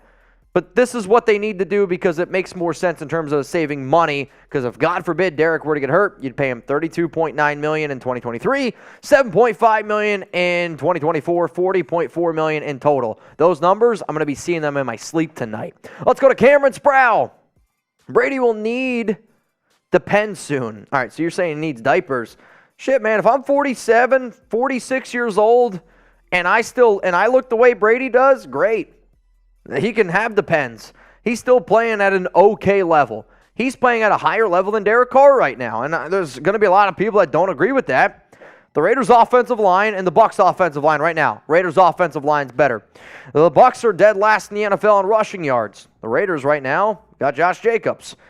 Your receiving core, would you rather have the Bucs receiving core or would you rather have the Raiders receiving core? And I'm also throwing the tight ends into that mix. You would pick the Raiders receiving core. So, I get that people want to say that Brady's fallen off. He's fallen off. But I still think he's an upgrade over Derek. Let's go to Christopher Dahl. Please, no Lamar. The Ravens built a team around him. I don't trust the Raiders' current coaching staff to build a Lego house, and Tom Brady ain't it. Well, Christopher, what is it then? What's the answer? What would you do? Because I think that's the issue. I would love to build around Lamar Jackson. I agree with you that I don't trust Josh McDaniels to build a Lego house. And Tom Brady, to me, is it because I don't trust McDaniels to build a Lego house. I trust Tom Brady because Tom Brady, wherever he's gone, he's won football games. And Brady shows me that he plays well at the end of games, plays well in the second half, can get you to the postseason. And if you got Tom Brady come playoff time, I don't care what your record is. You ask any single NFL team out there if they want to play the Tampa Bay Buccaneers led by Tom Brady in the postseason. The answer is an outstanding no. Midnight Raider King.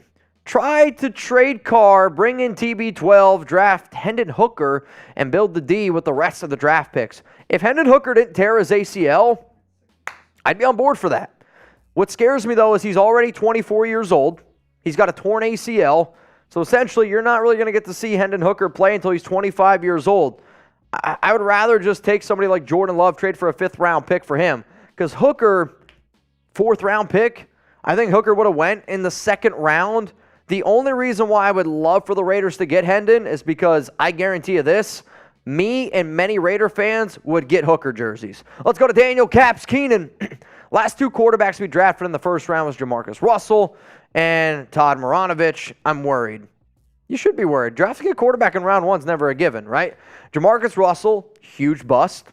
Maranovich, huge bust. I mean, look at even with, the whole thing going on with Zach Wilson. Nothing's ever guaranteed. If you want to have a successful franchise, you need to have a successful team all around them. And I believe what the Raiders are going to try to do this offseason is they're going to put Brady in place.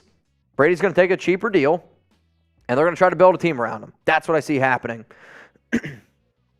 Let's go to one of the guys on Mount Rushmore. It's Raider frickin' Ron. Everybody spam Raider Ron down in the chat. TB12 and Gronk is almost a guarantee in 2023 now. Hopefully, we draft a quarterback TB can mentor and take over in 2 years. I believe we needed a change. Hate feeling optimistic in weeks 1 to 10, then let down in the final weeks 11 to 17. I'm with you, man.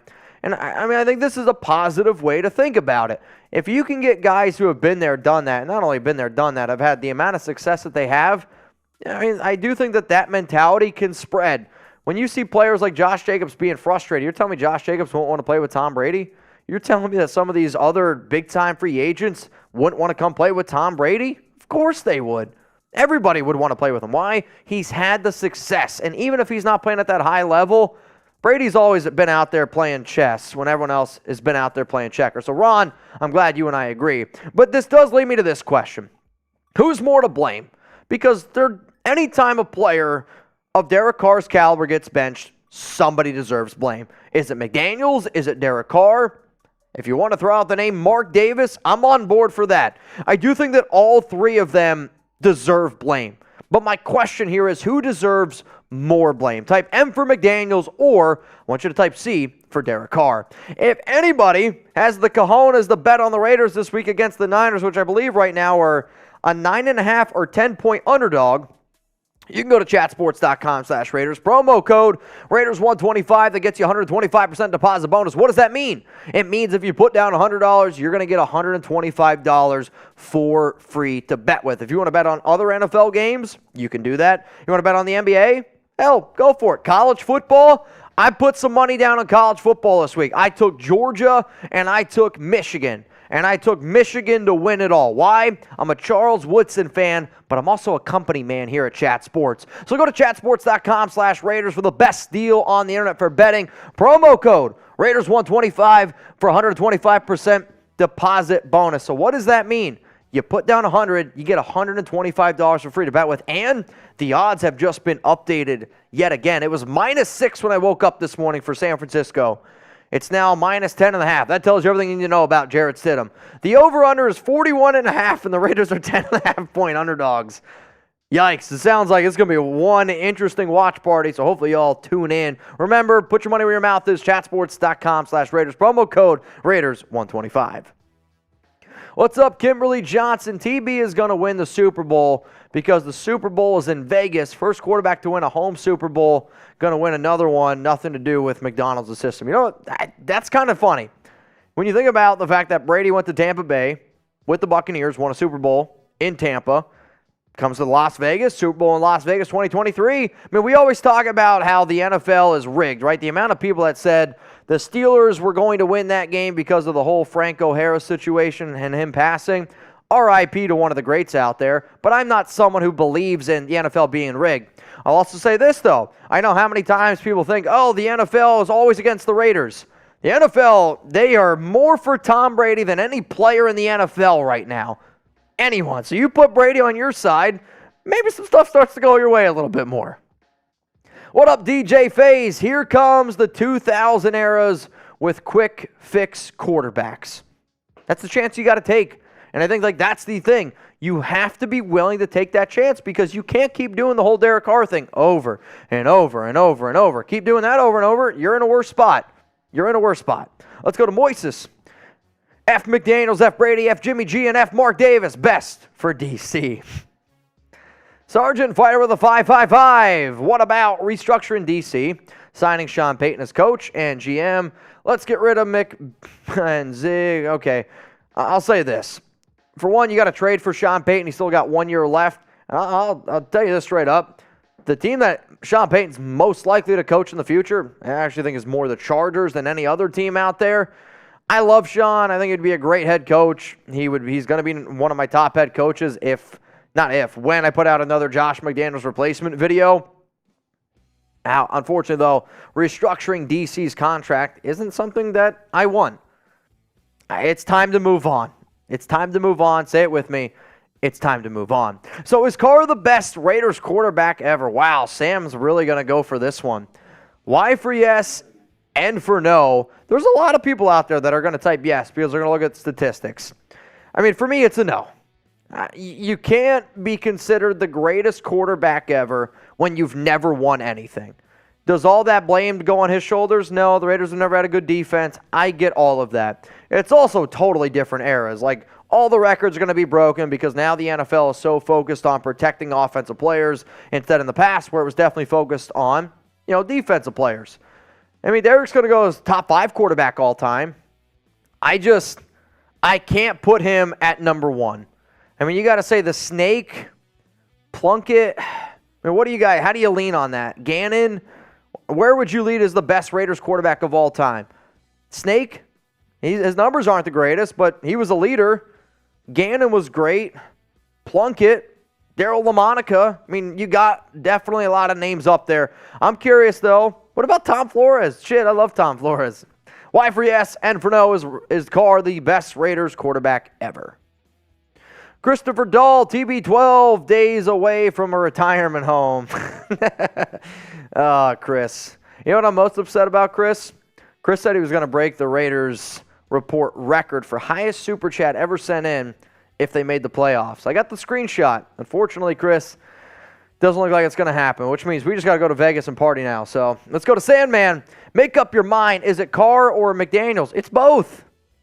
I feel like too often people, when they tune into the show, they only watch bits and pieces. Derek Carr was not great. Josh McDaniels is not great. Derek deserves blame. McDaniels deserves blame. They both deserve blame. The issue is Mark Davis and Josh McDaniels are going to keep each other together, and they're going to move away from D.C. Saying it's both of their faults isn't a bad thing. Both of these guys deserve blame. Everyone deserves blame. It's team sport.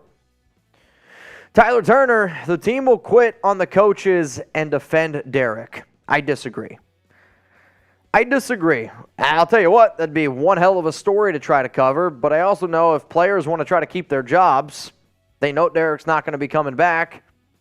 That's the other part of it, right? Like if you're in a situation where you want to be able to defend your guy, but hey, I got to keep my friends, my family in mind first, me, you got to do that. And I just think players are going to go out there. They're going to do their business because that's their job. And in the NFL, the business that it is, sometimes you just got to understand it's a business. And they're moving on from Derek Carr because, let's be real, I think moving on from Derek Carr is the right move here for the Las Vegas Raiders. Now, y'all, if this show, this mailbag, the Raiders Report doesn't prove to y'all how crazy this team is to cover, then I don't know what will. Hit the subscribe button. Turn on your notifications. We're going to be live on Thursday for the Cowboys-Titans Thursday night football game. Jeremy Chuggs and I are going to be having a ball. We're also going to be going up against our Cowboys show. I got a special guest coming into the studio, so please keep that in mind. So if you're looking for free Raiders videos, live interaction, just trying to bring an Oakland tailgate feel to you, and just trying to stay up to date with everything going on around this team, hit that subscribe button, turn on those notifications. That way you always know everything going on around the silver and black. All right, y'all, we went live here, special on Wednesday because the Las Vegas Raiders, they benched Derek Carr. We usually go live on Tuesdays, Thursdays, and Raiders game day, but when a big-time information or big-time breaking news like this happens, we got to go live. So essentially, this is what's going to happen. If you send in a super chat, we will get to it, and I know we still got tons of super chats to get to. So what we're going to end up doing here is we're going to go through and we're going to answer all of the super chats that come in. Are they not pulling? They pulled and then they... Interesting. So if you haven't already, hit that subscribe button. And yes, Derek Carr has officially been benched. Let's give some shout-outs here to the nation. Who's the best Raiders quarterback of all time? If majority of the votes that came in said, no, Derek's not the greatest, I want to hear from you. I'm going to put you on the spot. We're going to give some shout-outs here. Greatest Raiders quarterback of all time. Here we go. Greatest quarterback of all time. John Schoen says Stabler. Plunkett from Silver and Black 831. Tina Marie, Ken Stabler. Nestor Vasquez, Derek Carr. The Snake from John Williams, Too Cold, Gannon, E.H., Plunkett. Got a Jamarcus Russell vote, which I knew I would. Gannon from Tim. Plunkett from Extreme Racer. Gannon from John Rodriguez. Abel. Yikes. Sean's got kills. He's the greatest. Oh, Jason Campbell. How about this? Who's definitely not the greatest Raiders quarterback of all time? Statistically, it's Gannon. Is it? I mean, statistically, it's Carr. I mean, Carr has, like, all the records. Davey, Stabler, LaMonica. LaMonica's got the single-season record for 34 passing touchdowns. We got Gannon, CP3, Terrell Pryor. Wow, we're going down some hell of a names. How about this? Name the most random Raiders quarterback that you can think of right now. This is going to be fun. The most random Raiders quarterback you can think of. Hank says Carson Palmer. What's going to be funny is somebody's just going to see this like weighing up here on screen, and they're going to see all the names and be like, what the hell is going on here? We got, you're good, Mark Wilson, Bruce Grodkowski, Hostler. Oh, man, these are great. Kerry Collins, another name. Matt Schaub, Mark Wilson. Oh, man. Connor Cook. Pluckett, Schwab. These are great, man. I know Jim Otto's not a quarterback. Does Connor Cook count if he started a playoff game? Yeah. I mean, counts for me. Connor Cook, that's another hell of a name.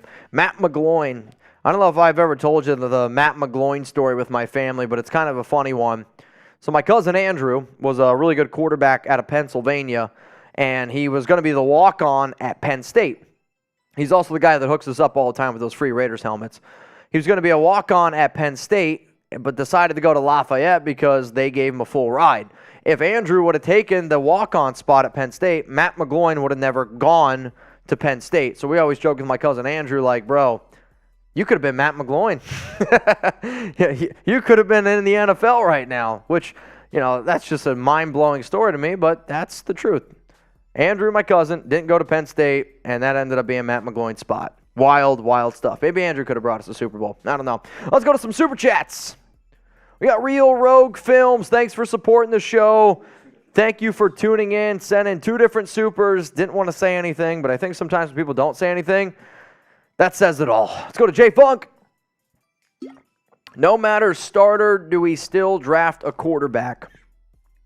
You could draft a quarterback, and you know when you look at past New England drafts, they've drafted QBs later, and if your plan is to bring in a quarterback like Brady, I think drafting a quarterback in the 5th round, 4th round, 6th round, letting him learn behind Brady, I mean, that alone, you could probably flip that quarterback and at least get something back in return, right? We'll see if it ends up happening. I don't see the Raiders drafting a quarterback early. Unless C.J. Stroud slides to them. If then that happens, anything happens. But Stroud scares me. He's got a lot of great ability, but he scares the hell out of me. Let's go to Mr. Bagoat. Do you think it could be a potential problem that the team will wait until the Raiders have to cut Derek to get him? It could be a problem. But I do think that there's going to be teams out there, and you're going to start seeing rumors popping up left and right, whether they're leaked by the Raiders, truthfully or not, or whether they're leaked by other teams. And it's going to be like multiple teams have shown interest in Derek Carr. A lot of times teams will try to do that to spark like, oh, crap, teams are talking about him. We got to go make the move. I mean, you saw it with Jonathan Abram. You've seen it how many times with other players, Kenyon Drake, and then they end up just getting cut. So there is a possibility. If I was an NFL team, if I really thought I was a quarterback away, you make the move for Derek. The issue is, though, is Derek even a top 16 quarterback anymore? I'll say no. But if I'm trying to trade him, hell yeah, top 10. Hector, what's up, bro? Happy New Year, my guy. Do you think we bring back Jacobs? I hope we bring back Jacobs. I think no matter what you try to do, I mean, if you're going to draft a quarterback, you got to bring back Josh Jacobs. If your idea is to start a young rookie quarterback, you better bring back Jacobs. Hell, you might even want to give him that long-term extension, even though it's not what I would do. Jacobs has been the best offensive player you had this season. He's been better offensively than Devontae Adams. If the Raiders were somewhat competent, he could be in the running for Offensive Player of the Year. That's how good he's been. What up, Ronnie? If we go with Tom Brady in the roster you said, would you rather Waller or Gronk? Both. I think you keep both. It's the fact that Foster Moreau is the free agent. He's not coming back. I think you saw Foster almost shoot himself in the foot this past week. You move on from Foster. You go back to having that 2 tight end role. And I mean, I'll say this right now, and I hate using this guy as a comparison, but for this analogy, it makes sense. Darren Waller athletically reminds me of Aaron Hernandez. athletically, right? Like, I'm not trying to put, I know, I hate mentioning that guy's name, but you saw one of the most unstoppable offenses, and I get it. Gronk ain't even close to what he used to be. But I do think McDaniels will go back to an offense that he's familiar with. So you keep Waller, you got Gronk, you got Renfro, who we know Brady's loved his slot receivers before, and you got a number one guy in Davante Adams. The last time Tom Brady had a receiver of Davante Adams' caliber with McDaniels, Randy Moss, that seemed to go pretty well. No, Randy Moss, screw you. Matrix Raider, thanks for supporting the show, buddy. Dub Gang Kuh, get Brady for 2 or 3 years if we can, then go after Caleb Williams in the 2024 draft. Go after Jimmy G at least. I mean, I do think the only issue is if you bring in Brady, you're not going to be bad enough to get Caleb Williams. You're not going to be bad enough to get Drake May. The only way you're getting Caleb Williams or Drake May is if you totally tank this year, because I haven't been so confident about 2 quarterback prospects in a very long time. I mean, if Drake May and Caleb Williams were available in this year's draft, I think Caleb Williams would be the number 1 overall pick. Hell, I would take Drake May over Bryce Young. I would take Drake May over C.J. Stroud. Those 2 QBs, there's going to be a lot of hype around those guys because those guys are the real deal. Let's go to John Schoon, throwing games for best draft position. I hope not. I hate tanking, right? And this is the difficult part that you're in right now. I just do not stand for anything that tanking resembles. I think it's not fair to fans. I don't think it's fair to players. I don't think it's fair for the guys that are trying to earn their paychecks and, go out there and ball out. Like, that's not fair. However, if you could fast forward me through 2023 and I'm going live on the Raiders Report for draft night and the Las Vegas Raiders select Caleb Williams or Drake May, I'm going to say it's worth it. I'll say then it's worth it. Right now, I don't want to tank. I don't want to tank. Let's go to the next super chat. Rolling in here on the Raiders Report. Tyler Turner. Stid over Carr is disrespectful and a waste of time. If this is it for Carr, then let him finish the season with his team. He deserves that respect. Unfortunately, though, it's a business. I don't disagree with anything that you said here. I do not disagree with any of it. But it's a business decision. And if you put Derek out there and risk him getting injured, then you got to pay him $32.9 million in 2023, and you got to pay him $7.5 in 2024. Because of that injury clause, you can't do it. If Derek was willing to sit down and say, hey, I'll waive my injury clause, then maybe that decision is something. But from what I've been told, Derek and the team, they sat down yesterday, they talked about it, and this is the decision that they came up with. So Derek wants to go elsewhere, and that's going to happen. Let's go to DJ. TB is the best bet, unfortunately. He will take leadership and call out McDummy on BS plays, and TB will call his own. I think having Tom Brady means there's less Josh McDaniels. And I'll say that. I believe 90% of all Raider fans think less Josh McDaniels is the best thing that you could possibly have for this team. I do. Let's go to Patrick B., one of the GOATs. McDaniels does know quarterbacks. All the QB2 that New England had always stepped up and played at a high level. Castle, Jacoby, Jimmy G, Jacob, you said Jacoby twice. All backups in New England that become starters somewhere else. New England has always done a good job of having that quarterback field, or the quarterback, I'm trying to think, turnstile, I don't even know. But they've done a great job of finding these young quarterbacks, have them learn underneath Brady, and they trade them away for draft capital. It's what they do. I think it's one of the reasons why they try to bring in Stidham, right? Like, they're hoping that they can sell some of these guys, or if you can sell a player, people are willing to spend more at the quarterback position.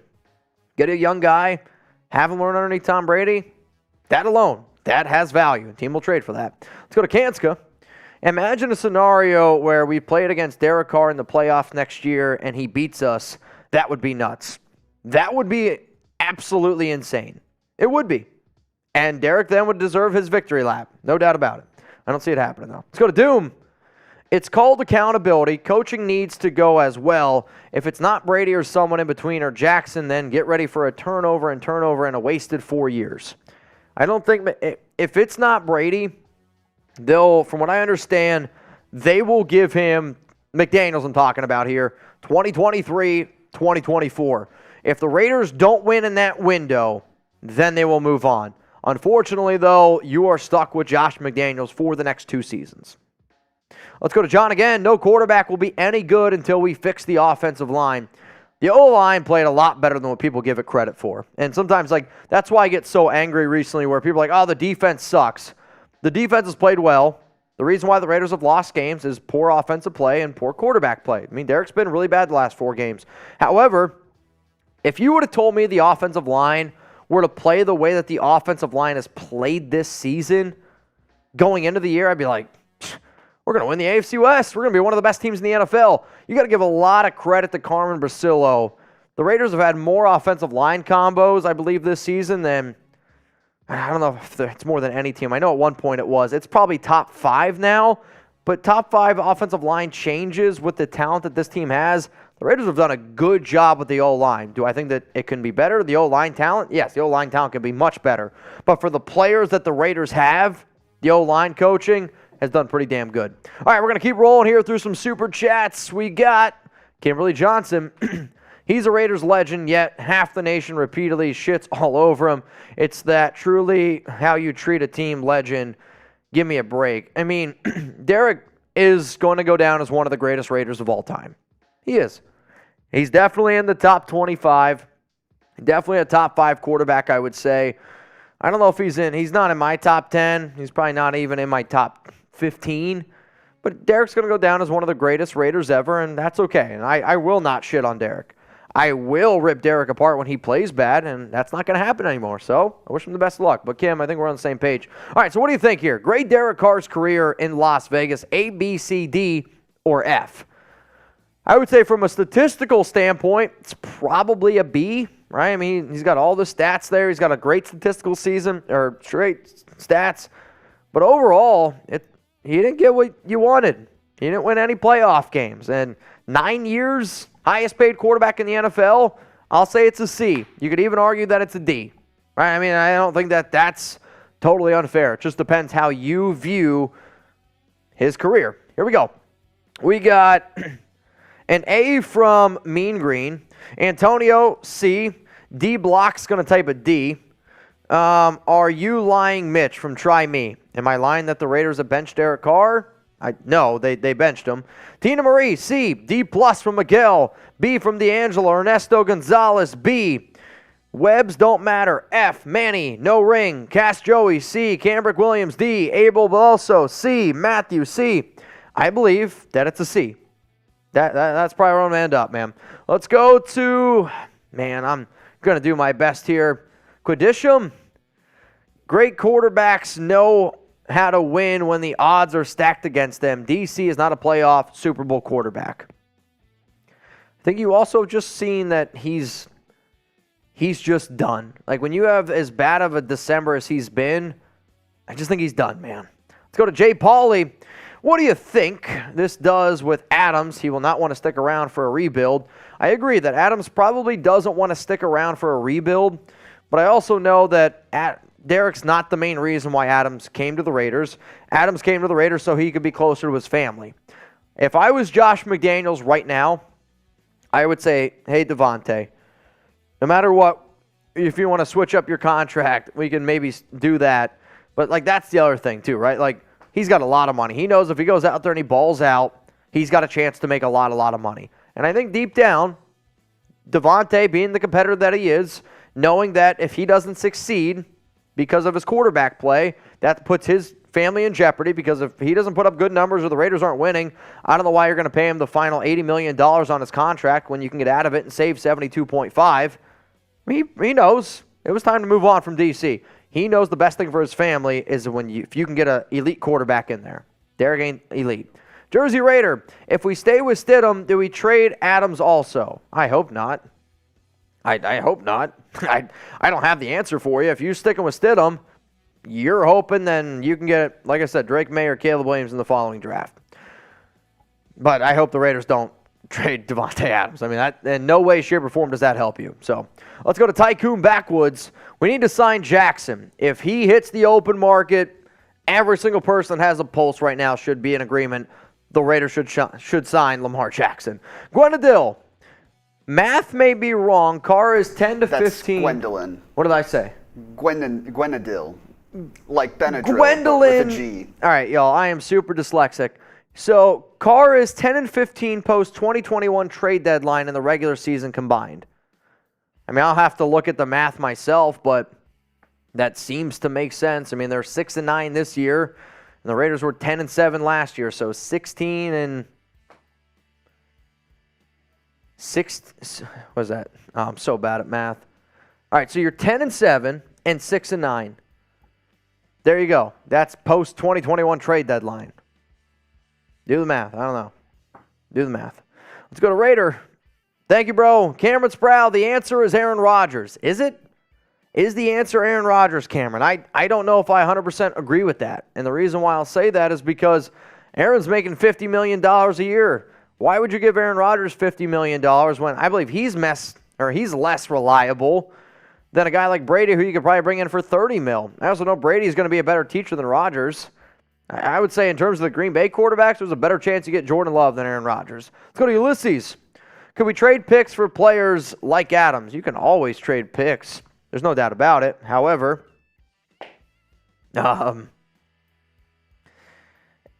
you got to figure out the quarterback position before you bring in a guy like Adams, because you're not going to bring in a guy like Adams if you don't have a quarterback, right? Every single big-time player that you bring in, the main question is going to be, hey, what happens here? Let's go to Cast Joey. It will be Brady or Jimmy G.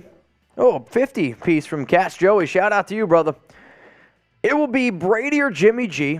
I'm okay with both as a stopgap. For all the Brady haters who say he's looking bad, Brady still looks better than DC with less talent and worse O-line. It's okay to be upset DC is gone, but shit, aren't you tired of losing?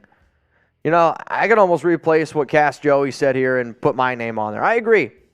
Everything you said, man. Let's go to Conrad Mendez. Mitchell Renz, you live in Dallas. How are you a Raiders fan? This might surprise you, but I came down to Dallas to work. That's how I'm a Raiders fan. I'd never had a favorite team growing up. Never was committed to anyone. All I cared about was fantasy football.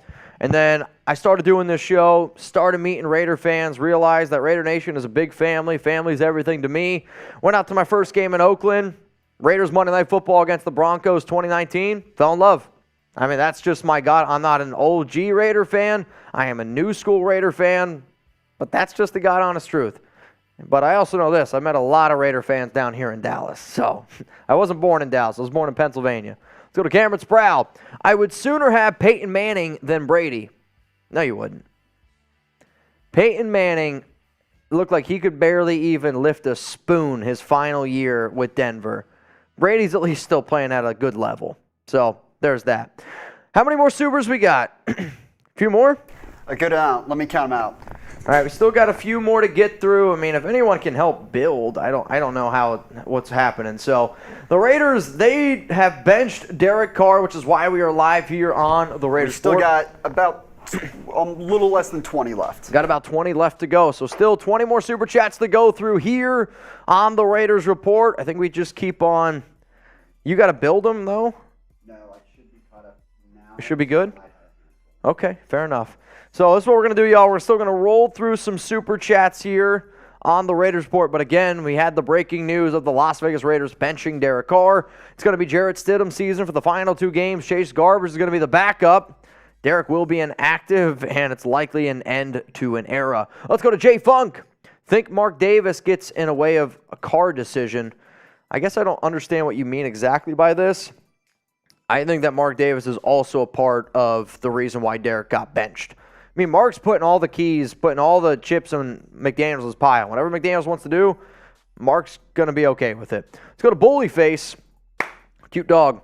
We don't have the luxury of playing musical quarterbacks now. We stand to lose a lot of offensive talent without a solid Carr replacement in line.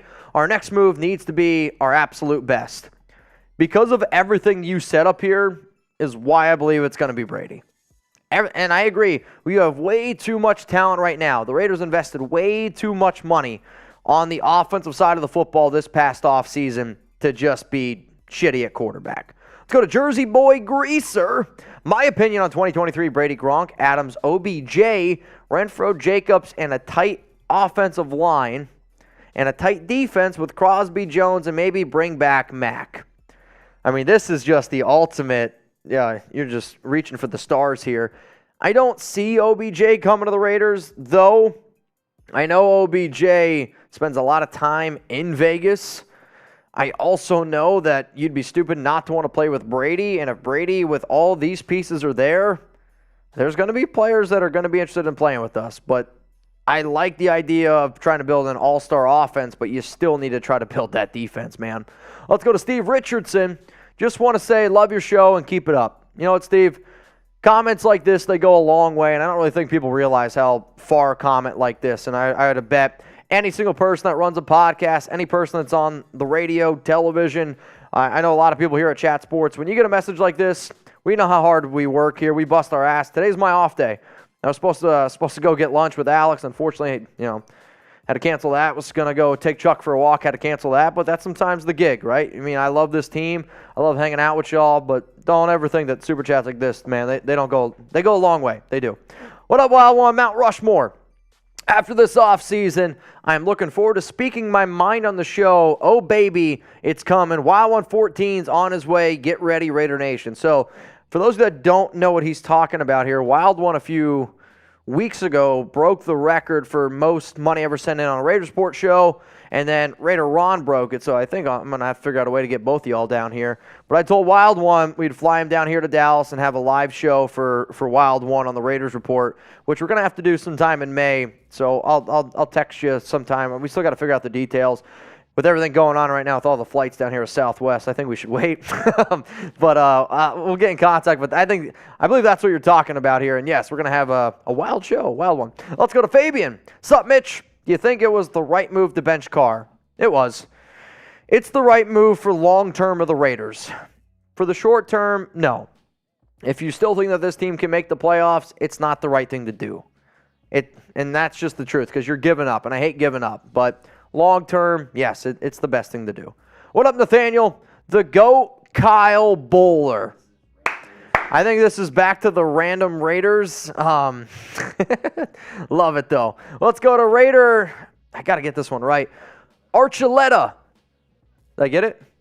Ding. Woo! Thank you, Archuleta. Zornell. I think this is the first Super Chat that came in today. Was from Zornell. And he's still watching the show, so that's a real one right there. Need to draft a defensive tackle, defensive end, and hooker in the 3rd or 4th round. You know, Zornell, you look like a man that likes Hendon. I'm just busting. I'll say this. I'm not going to take a quarterback coming off an ACL at number 24 overall. Do the Raiders need a defensive tackle? Yeah, defensive end? Hell yeah. You need defense, and a little bit more defense. If it was up to me, dude, I'm telling you right now, I might invest every single one of my picks this offseason on the defense in the draft. Now, maybe if an offensive tackle falls to you a little bit because they don't seem all that confident in Thayer Munford, but you got to build the offensive line and you got to build your defense. That's what you got to do. What's up, YO? Brady understands the offense, which makes it an upgrade. However, he is less mobile than DC. If we do not fix the O-line, the results may be the same. This I 100% agree with. If you bring in Brady, you just got to be full steam ahead and getting ready to just upgrade the offensive line. Because if you can get a great offensive line and you give Brady time to sit back there, he's just so good mentally. He's seen it all that he's going to carve people up, especially with the amount of talent that the Raiders have on the offensive side of the football. What up, Alan Cruz? Ooh, Jenny Garoppolo. Just heard the news about the benching. I'm honestly fine with it. I love Carr. I will wear his jersey, even if he's not a Raider. Same, and all Raider fans should. Unless he goes to another team. I mean, he's going to go to another team. Like, Derek's going to go to another team. If Derek were to go to one of our big-time rivals, then that would change my opinion on him. Like, if DC were to go to the 49ers, for example, that changes it, right? Like, that would change it a little bit for me. But I also don't blame the guy for, still trying to pursue and get millions of dollars. Let's go to Allen again. I've watched Carr since I was 14. I am now 22. It's been a good road, but we didn't win anything with him. I'm happy to move on. I'm a lot more optimistic about winning games. I think that's the way you got to look at it. Could we have a bad year? Sure. Could certain things go unexpectedly? Absolutely. But I am more confident in the Raiders being able to win a Super Bowl now than I've been in a long time. That's because I didn't know if it ever could happen with Derek. I always tried to be optimistic in the offseason, but deep down, I've never been a huge Carr believer. I thought he's good, and he's kind of put you like in the quarterback purgatory range where you knew he was good, but could he be elite? And you were hoping with the amount of talent that they added this offseason that he could be elite. And unfortunately, he showed that he regressed and he got worse again at the end of the season, which that just can't happen. Javier, you think this will affect the Raiders' morale for the remainder of the season? It might.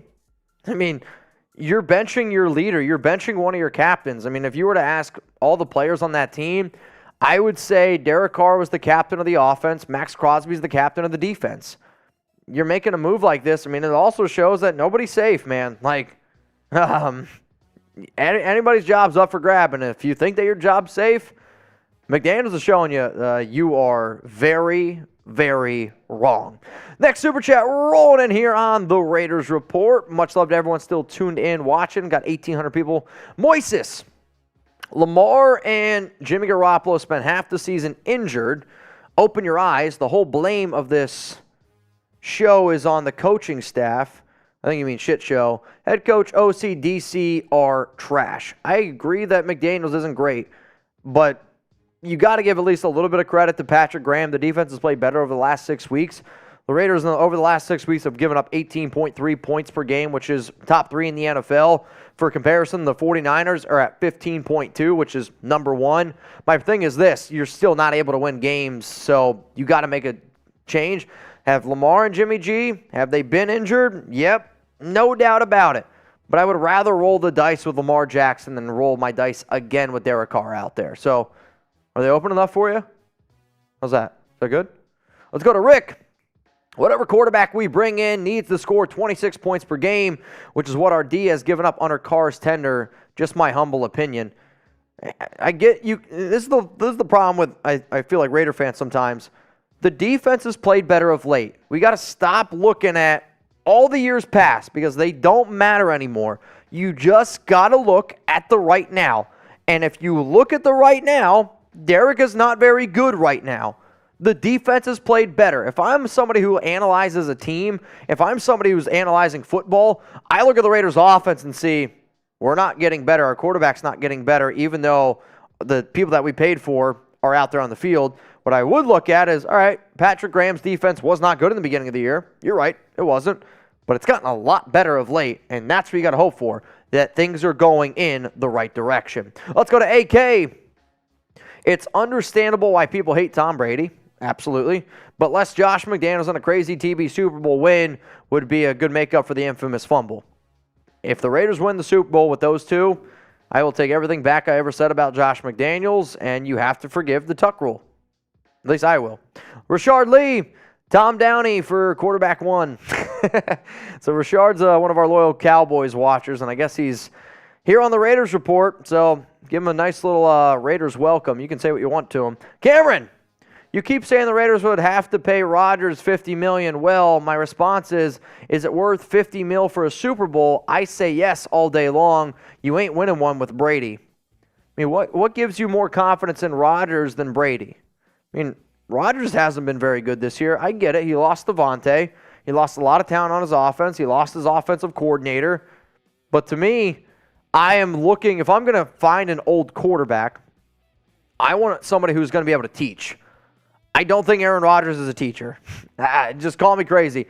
Where Brady, to me, he would be able to help out, and he would be able to try to build something a little bit, more special. Teachers don't kiss their students. Oh, boy. Yikes.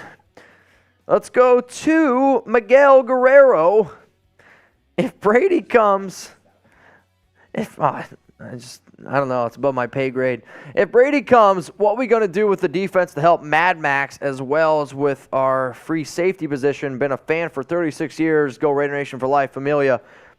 I think when you bring in somebody like Brady, then you got to upgrade your offensive line. You also know, though, with the amount of money that you're going to be saving by moving on from Derek, and you might even, if you trade him, you're going to get extra draft capital, right? You can also then turn that extra draft capital into extra picks, maybe moving up, getting extra players, what have you. The defense needs a lot of improvements. There's no doubt about it. A lot of holes to fill. Giggity. Jose, I see new team next year. No Carr, Waller, Jacobs, and I think Adams asked for a trade. There's 3 teams closer to this fam if that's the excuse. I hear you on the whole, there's teams closer to the fam, but Adams also grew up a Raiders fan. His family, they're Raider fans as well. Obviously no Carr. Waller, there's a chance that they could move on from him. No doubt about that. And I hope that Jacobs returns. It just depends what they do at quarterback. If I'm Jacobs, I'm going to say this. Like, if the Raiders want to pay Jacobs, if they're like 3 years, $12.7 million per year, Jacobs stays.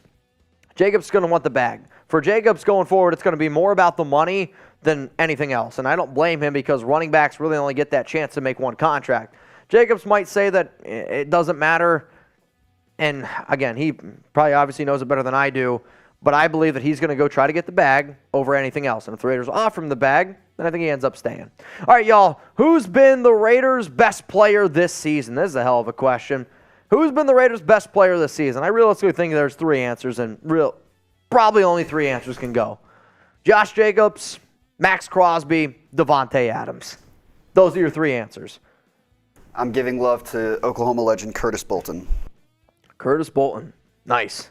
We got JJ. Torque says Max. Conrad, Gabe, Sam, all going to go with Josh Jacobs. I'd say right now, 70% of the votes are for Jacobs. The other 10 are for Crosby. The other 10 are for Adams. Let's go to L Raider 93. Bring in Brady and build that defense all around. I think it's just we gotta, something has to change. And I do believe putting Brady back there at quarterback would help out this team. Let's go to Cast Joey. Here's another 50 for the great content and dedication. Imagining the Tom Brady hire conference. He'll admit it was a fumble and the fans will love him. If we do get him, mark my words, 1K super chat, and I want a FaceTime shot of my choice. Hey, there you go. Take your screenshot right now. Cast, add me as a friend on Venmo. Mitchell Renz 365. That'll be the way that you got to send one of these pieces in. But what are we drinking? I'm a little bit worried now. But if the Raiders do get Brady, whoever the next quarterback is, Jaeger. Oh, dude, I can't. If it's Jaeger. his choice, I feel like you want to choose something either that he likes, or he picks something for you that he knows you won't like. We gotta figure it out. It'll be interesting to see. But there you go. Take the screenshot right now. No matter what, though, if Brady's the guy, that show might do crazier numbers than what our Devontae Adams show did last year. It might. We'll definitely try. That might be your 24-hour show. I've been saying for a long time I want to do a 24-hour straight show. All this hype. That might have to be it. You're just building up. Raiders bring in Tom Brady, 24 straight hours here on the Raiders Report. What do you think? You're just building up. Or when when the Raiders fire McDaniels. One of the greatest shows to ever make its way to the internet. I feel like I got to do it. Cast Joey, cheers to you, bro. Let's go to Adriano Martinez, another 50. Raiders, you drinking, Mitch. Hope you are now. Love you, man. Keep this show awesome. Love you and your team's effort. I'll say this. Unfortunately, no, I'm not drinking today. My dad the other day when he saw me said, "You look like you put on a few pounds." So that one hit home to me, which it's absolutely true. But I've been trying. This might be crazy. I drink often on Tuesdays. I drink a considerable amount on Thursdays, and I drink a lot on Raiders game days. 3 days out of the week. Today was my off day. And because of that, I'm trying not to drink today. I know, it's lame. Y'all can hate on me for it, but no drinking today, man. I gotta keep the liver somewhat healthy. My mom asked me the other day if I'm losing weight. So you can take some drinks. Even though I'm not overweight, luckily. I don't think I'm overweight, but I've definitely put on weight. That's the thing is I think that I probably have a little bit too. I have, Mud Tie says, you want it. Not today, man. Let's go to John Dorman. Do you see any situation where the Raiders trade up in the draft for a quarterback? I think the only way that happens if C.J. Stroud slides quite a bit. I was also told by a few sources that there are NFL teams out there that like Will Levis as the number 1 quarterback. One guy who I really trust, he told me that C.J. Stroud's Dave Zieler's guy. We'll see what happens. Luckily, though, I think we'll know. I mean, if you don't have a quarterback going into the draft, the answer to that is yes, there's a chance. If Brady's your quarterback, then the answer is no. Let's go to X Garoth. What's your opinion of Garber? Chase Garbers is an athletic quarterback. However, I mean, I don't have a lot of hope for him. I know there's a lot of people out there in Cal that liked him. His mechanics to me are so bad. Like, his mechanics are pretty bad. He's got some athleticism in him. The best case scenario for a guy like Chase Garbers going forward, you hope a team's crazy enough to turn you into a Taysom Hill, and that's like absolutely a ridiculous mindset to even think of. Like, Chase is going to be a practice squad quarterback, and I think that's all he's ever going to be. Let's go to Wild 114. Win, lose, or tie, I'll hate Brady till I die. So you're telling me, Wild One, if Brady won the Raiders the Super Bowl, you would still hate him? Because I don't think you would. Ugly Cheech God. Wish they keep Derek Carr. Him and DA are just warming up.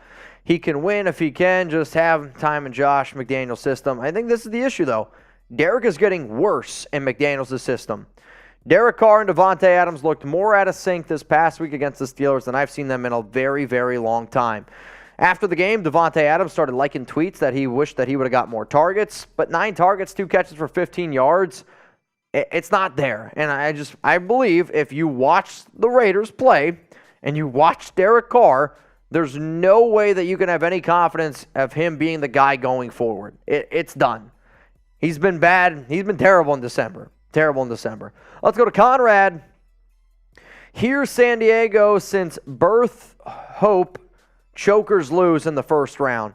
You know, there's a part of me where I obviously the Raiders now, I really don't think are going to end up making the playoffs. But if you guys want, we could probably do a watch party for those like games like where it's like the Chargers play, for when the Chiefs play, and we just root against those teams. If y'all are down for something like that, hell, if the 49ers play, you guys want to do a watch party, root against them, I'm in. You just got to let me know what games you want for watch parties. Let's go to Cameron Sproul. And by the way, who says Rodgers wouldn't take less to play with all the talent we have? I don't think Rodgers would. Like, to me, Rodgers is the most self-centered player in the NFL. Does anybody disagree with that? The only player who I know might be more self-centered is Kyler Murray. And I know multiple people here in Dallas that know Kyler, and they say Kyler just all he cares about is himself. So I know him. Okay. You're right. You went to OU. I interviewed him. That doesn't mean anything. His parents moved into my parents' neighborhood when he left. He always knew when Kyler was in town because his Mercedes was outside. I mean, I like my Mercedes here on the Raiders Report more, but I could use a Mercedes. I'll say this. I don't want Rodgers. Not that I don't want Rodgers, but I just think that's better for the Raiders long term if you get a guy like Brady instead of Aaron Rodgers. I know, crazy thought, but that's I think also the McDaniels thing, you got to put that into consideration. All right, y'all, we got Rashard Lee coming up here, which is love the show and the hard work you do. I appreciate that. I think a lot of times people just think, oh, this dude's just up here getting drunk, which, don't get me wrong, we drink. We definitely have a good time, but they don't always see the background work, and this is a good show to prove that. Let's go to Sean Baker. No other quarterbacks had to play with as poor of scoring defense and OC head coaching changes as DC over the same time. Josh McDaniels is still the same jackwagon that screwed up with Cutler in Denver. DC should want to leave. So sad. I agree with the fact that Derek has had to deal with more than probably anything that any quarterback has ever had to deal with. Do not disagree with that. And I don't blame Derek for wanting to leave, considering everything that has gone on with this organization. I don't disagree that Josh McDaniels is a jackwagon. I think the only way Josh proves that he's not a jackwagon is bringing in a guy who's had the most success with in his entire career, and that guy's name is Tom Brady. Let's go to Lumberjack, man. Let's go to offensive line was in shambles. Waller hurt, Renfro hurt, coaching is not on point. I coach middle school football, and I have a better system in place. Jesus at quarterback would lose with everything else that's screwed up. You got to win. I'll say this then. Look at the past few games. Look at the month of December when Renfro has been out there, when Waller has been out there. Derek hasn't played well. Like, we got to be able to face the facts. Like, Derek has not played well. Do I think Josh has done a good job? No, I do not. I don't think that you can sit up here and say that Derek deserves all the blame. Nobody's saying that. The issue is Mark already made his commitment to Josh McDaniels, and McDaniels is going to do everything he can to save his ass, and the most logical thing to save Josh McDaniels' ass is by getting rid of Derek Carr. But I also think from being a Raider fan, you should want to move on. You haven't won anything with DC. It's time to move on. Christopher Hale, and I believe this is the final super chat here on the Raiders Report. Ooh. That's up to you. You're doing them, not me. If we get Brady, I will be the GOAT of super chat. So you're saying, Christopher, and Christopher sent in some big ones before, you're going to break the super chat record. Okay. Good luck to you. All right, y'all, that's all the super chats. Sam told me this. He's got to go use the restroom. Well, so here's the deal. Obviously, I get why Mitch doesn't want to drink today, and we obviously respect that. We don't always have to drink, although it is fun. But I'm down to drink. I mean, the Broncos fired their head coach, their poverty head coach, from their poverty franchise, and it's a good day to be alive. So real quick, I'm going to go to the bathroom right now. So for those of you that don't know, we usually play this game. It used to be called Shot Clock, but we renamed it Tuna Clock for one of our OG watchers, Brandon Jasper, who unfortunately just lost his dad, nicknamed him Tuna. So we called this Tuna Clock. And this is going to be the game. For every $20 that comes in right now, we're going to make the Broncos fan, F. Sam, do a shot. For every $20 that comes in while Sam's in the bathroom, he's taking a shot. I told y'all I didn't want to drink. And he kind of felt bad about it, which I thought was funny. But yesterday, he wanted to party because the Broncos, they fired Nathaniel Hackett. And I was like, kind of wish they would have kept him because it would have been better for the Raiders. But Brian Darr's got the right idea, spamming F. Sam right now. So if y'all want to have a few drinks, the only thing I say is this. I will not partake in the drinking. And Raider Nation is the family. And when we drink up here on the Raiders Report, if you're chilling at home, you got a cold one, you want to crack it open, you want to take a few shots, please don't be afraid to do so. If you're like, you know what, Mitch, I'm going to save it up for tomorrow for our watch party where Jeremy and I are going to be going wild, I totally get you. I'm going to be doing the exact same thing, so I can't fault anybody for doing that. I'm going to be going crazy on our Raiders San Francisco 49ers watch party. I'm going to be cheering on Jarrett Stidham. I'm going to be hoping that the Raiders can figure out a way to beat the 49ers. I am not shy of drinking. Let's get that straight. Also, I should mention this, because Jeremy was super sick last week. We said that we would do a taco eating contest this Tuesday. We didn't do it because Jeremy's still not 100% healthy, but he came into work, so shout out to him. In terms of this upcoming show on Tuesday, though, Jeremy and I are going to have a competitive eating contest with tacos. The number that I'm hoping I can reach is 20 soft-shell tacos from Taco Bell. That's what I'm hoping to get, though I think we might get more. I think we might have to get more. There we go, Daniel Jimenez. That's one. When Sam comes back, he'll take him. He had to go take a quick little potty break, which I don't know if it's uno or dos, but we'll be able to find out considering how long he's been gone for. Torque Luth, 20 is so many, dude. Well, the only reason why I do that is for the simple fact of if I don't, sometimes this show gets out of hand. So that's just the way it is, man. Matthew, and also it's for every 20 that comes in. So I don't know if that's just $20 super chat or for every 20 that comes in. So we'll say Robert Moore's 5, Matthew's 2, that's 7. You owe a shot. Oh, no way. Daniel Jimenez said, drink up and F Sam. We do the $20 shots, though, usually, which it's more to save our ass because the last time I played Shot Clock, I had to do 30 shots.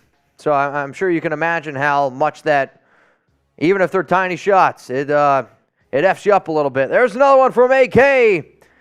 Another one from AK. 2 shots on the wall for Mr. Samuel L. Jackson Brown. That's the legal name, I believe. And another one from Nathan Montesor. 3 shots of fireball on the wall. 3 shots of fireball. You take one down, you pass it around. 3 shots of fireball on the wall. Everybody spam F Sam down in the chat. I'll give you a shout out. And he's back now, but we know the fax machine does take a little bit to get when through. The fax machine delays, it delays. I don't control the fax machine. Somebody said not the fireball. It's always the fireball. And Yeah. I'll be honest, I didn't make a liquor run, so we really only have Fireball here. Yeah, and we have like several half empty, half full if you look at it that way. Well, the problem is, you want some behind-the-scenes talk here at Chat Sports. We got so many bottles of Fireball out there because we have all these different shows going on. So, like, half the time it's just, like Sam said, half bottle of Fireball, a little bit of Fireball, full, and you're like, oh, that show went wild. These guys were crazy. It is what it is, though. We got Matthew. I'm a Chiefs fan, but I love the content. Matthew, I'll say thank you. We do have a Chiefs show. You should go check it out. Oh, yeah. They don't quite get down like we do, though. But, hey, that's Raider Nation. Let's go to Academy. What's up, brother? Haven't been around too much lately, but I love this show, and I want Sam to take a shot in honor of this show. Cheers. I know you're one of our loyal watchers here, and I don't want you to ever think like anybody I should apologize for watching the show. This show you should enjoy when you get free time, want to have a good time, want to learn a little bit more about the Raiders, and just want to cheer on this team. I think that's why we're all here, man. Let's go to Nathan. What do we got? Oh, I just had Trivan message me, which is always a scary thing. What do we got, Trivan? Cheers to Nathan. Said shot. Say less. Oh, man. Nathan, cheers to you, my brother. And then... Is he okay? Yeah, he's fine. I'm just looking, and Rappaport just said that the Raiders are going to evaluate young quarterback talent over the next 2 games. So it could get ugly. I mean, you're going up against the Chiefs and the 49ers. Chase Garbers. Chase Garbers and Jarrett Stidham, baby. Is Josh Rosen still a free agent? No, I hope not. I hope not. I'll tell you what, though. I don't know what we're going to do for Garbers and Stidham. We got Stidham shots and Garber gulp. How about a Garber gallon? Oof. A gallon of, how much is a gallon of beer? I have no idea. I don't know. Let's find out. How many fluid ounces are in a gallon? If anyone knows. I think fluid ounces what? It's either 64 or it's like 120 something. I was never good with these conversions. 128 fluid ounces in a gallon, so that's 10 beers, and that's almost 11 beers. All right, I don't know if that one's going to happen, but maybe. We might be able to get it going. Arboro! That's Armand. But yeah. Oh, wait. Amon, bro. Amon Brar. Either way, that's a shot. He's one of our locals watchers. And he always tells me how to say it, which I think I got it, or he's finally given up. I don't know. As always, keep the good work, Mitch. Happy New Year's. And this shot is for Sam. What are the odds you read that as armbar the first time? Oh, man, I have no idea. I'll say this, though. He's one of our OGs over on Locals. He's always tuning into the show, always checking it out. Also, the Raiders apparently could not only be looking at just the quarterback at younger positions, but a bunch of players. So you could be seeing basically a preseason type of game the next 2 weeks for the Raiders. Can I get a DeMontre Tuggle in the chat? Who? You remember Tuggle? You remember Tuggle? This was the one guy in training camp that I remember more than anybody, just because his last name was Tuggle. Running back. No, I don't remember. Maybe his first name isn't DeMontre, but it's something like that. Yeah, it's DeMontre Tuggle. Really? I don't know. Bring him back. I don't know. All right, y'all. I want to say Happy New Year to all the nation out there. Thanks for everyone who tuned in today to our live show. Are we going to go to loop, or what's the game plan here? All right, y'all. So I'm getting ready to end the show. I'm going to go hang out with Chuck and Alex. Appreciate everyone who tuned in. Watch the Raiders Report. Remember, if you haven't already, hit that subscribe button. I know that the breaking news here was maybe the news that some of y'all wanted, some of y'all did not want, but it is finalized. The Las Vegas Raiders have benched Derek Carr, likely ending his time with the Silver and Black. I'll be back tomorrow on Thursday for a watch party, Raiders Report style. We're going to do a breaking it down. Cowboys, Titans, got a special guest. Even though the Raiders seem like they're packing it in for this season, I'm not packing it in. I'll be back for Wednesday. I'll be back for another live show, Week 17 against the Niners. And then if you want to watch Jeremy Chuggs and I try to eat as many tacos as we can in 10 minutes, that's what we're going to be doing on Tuesday. Raiders, some drinking, some good times here on the show. Appreciate everyone who tuned in. Have a great New Year. If anybody wants to wish Chuck a happy birthday, his birthday is going to be 2 years old. New Year's Eve. So I'm gonna happy birthday, Chuck. Have a little party there for Chuck Onito. All right, y'all. Much love to everyone out there. Nation, good things are coming. At least that's what I'm hoping for. That's what I keep telling myself. From me, from Sam, to the rest of all y'all, much love and enjoy the rest of your Wednesday. I'm out.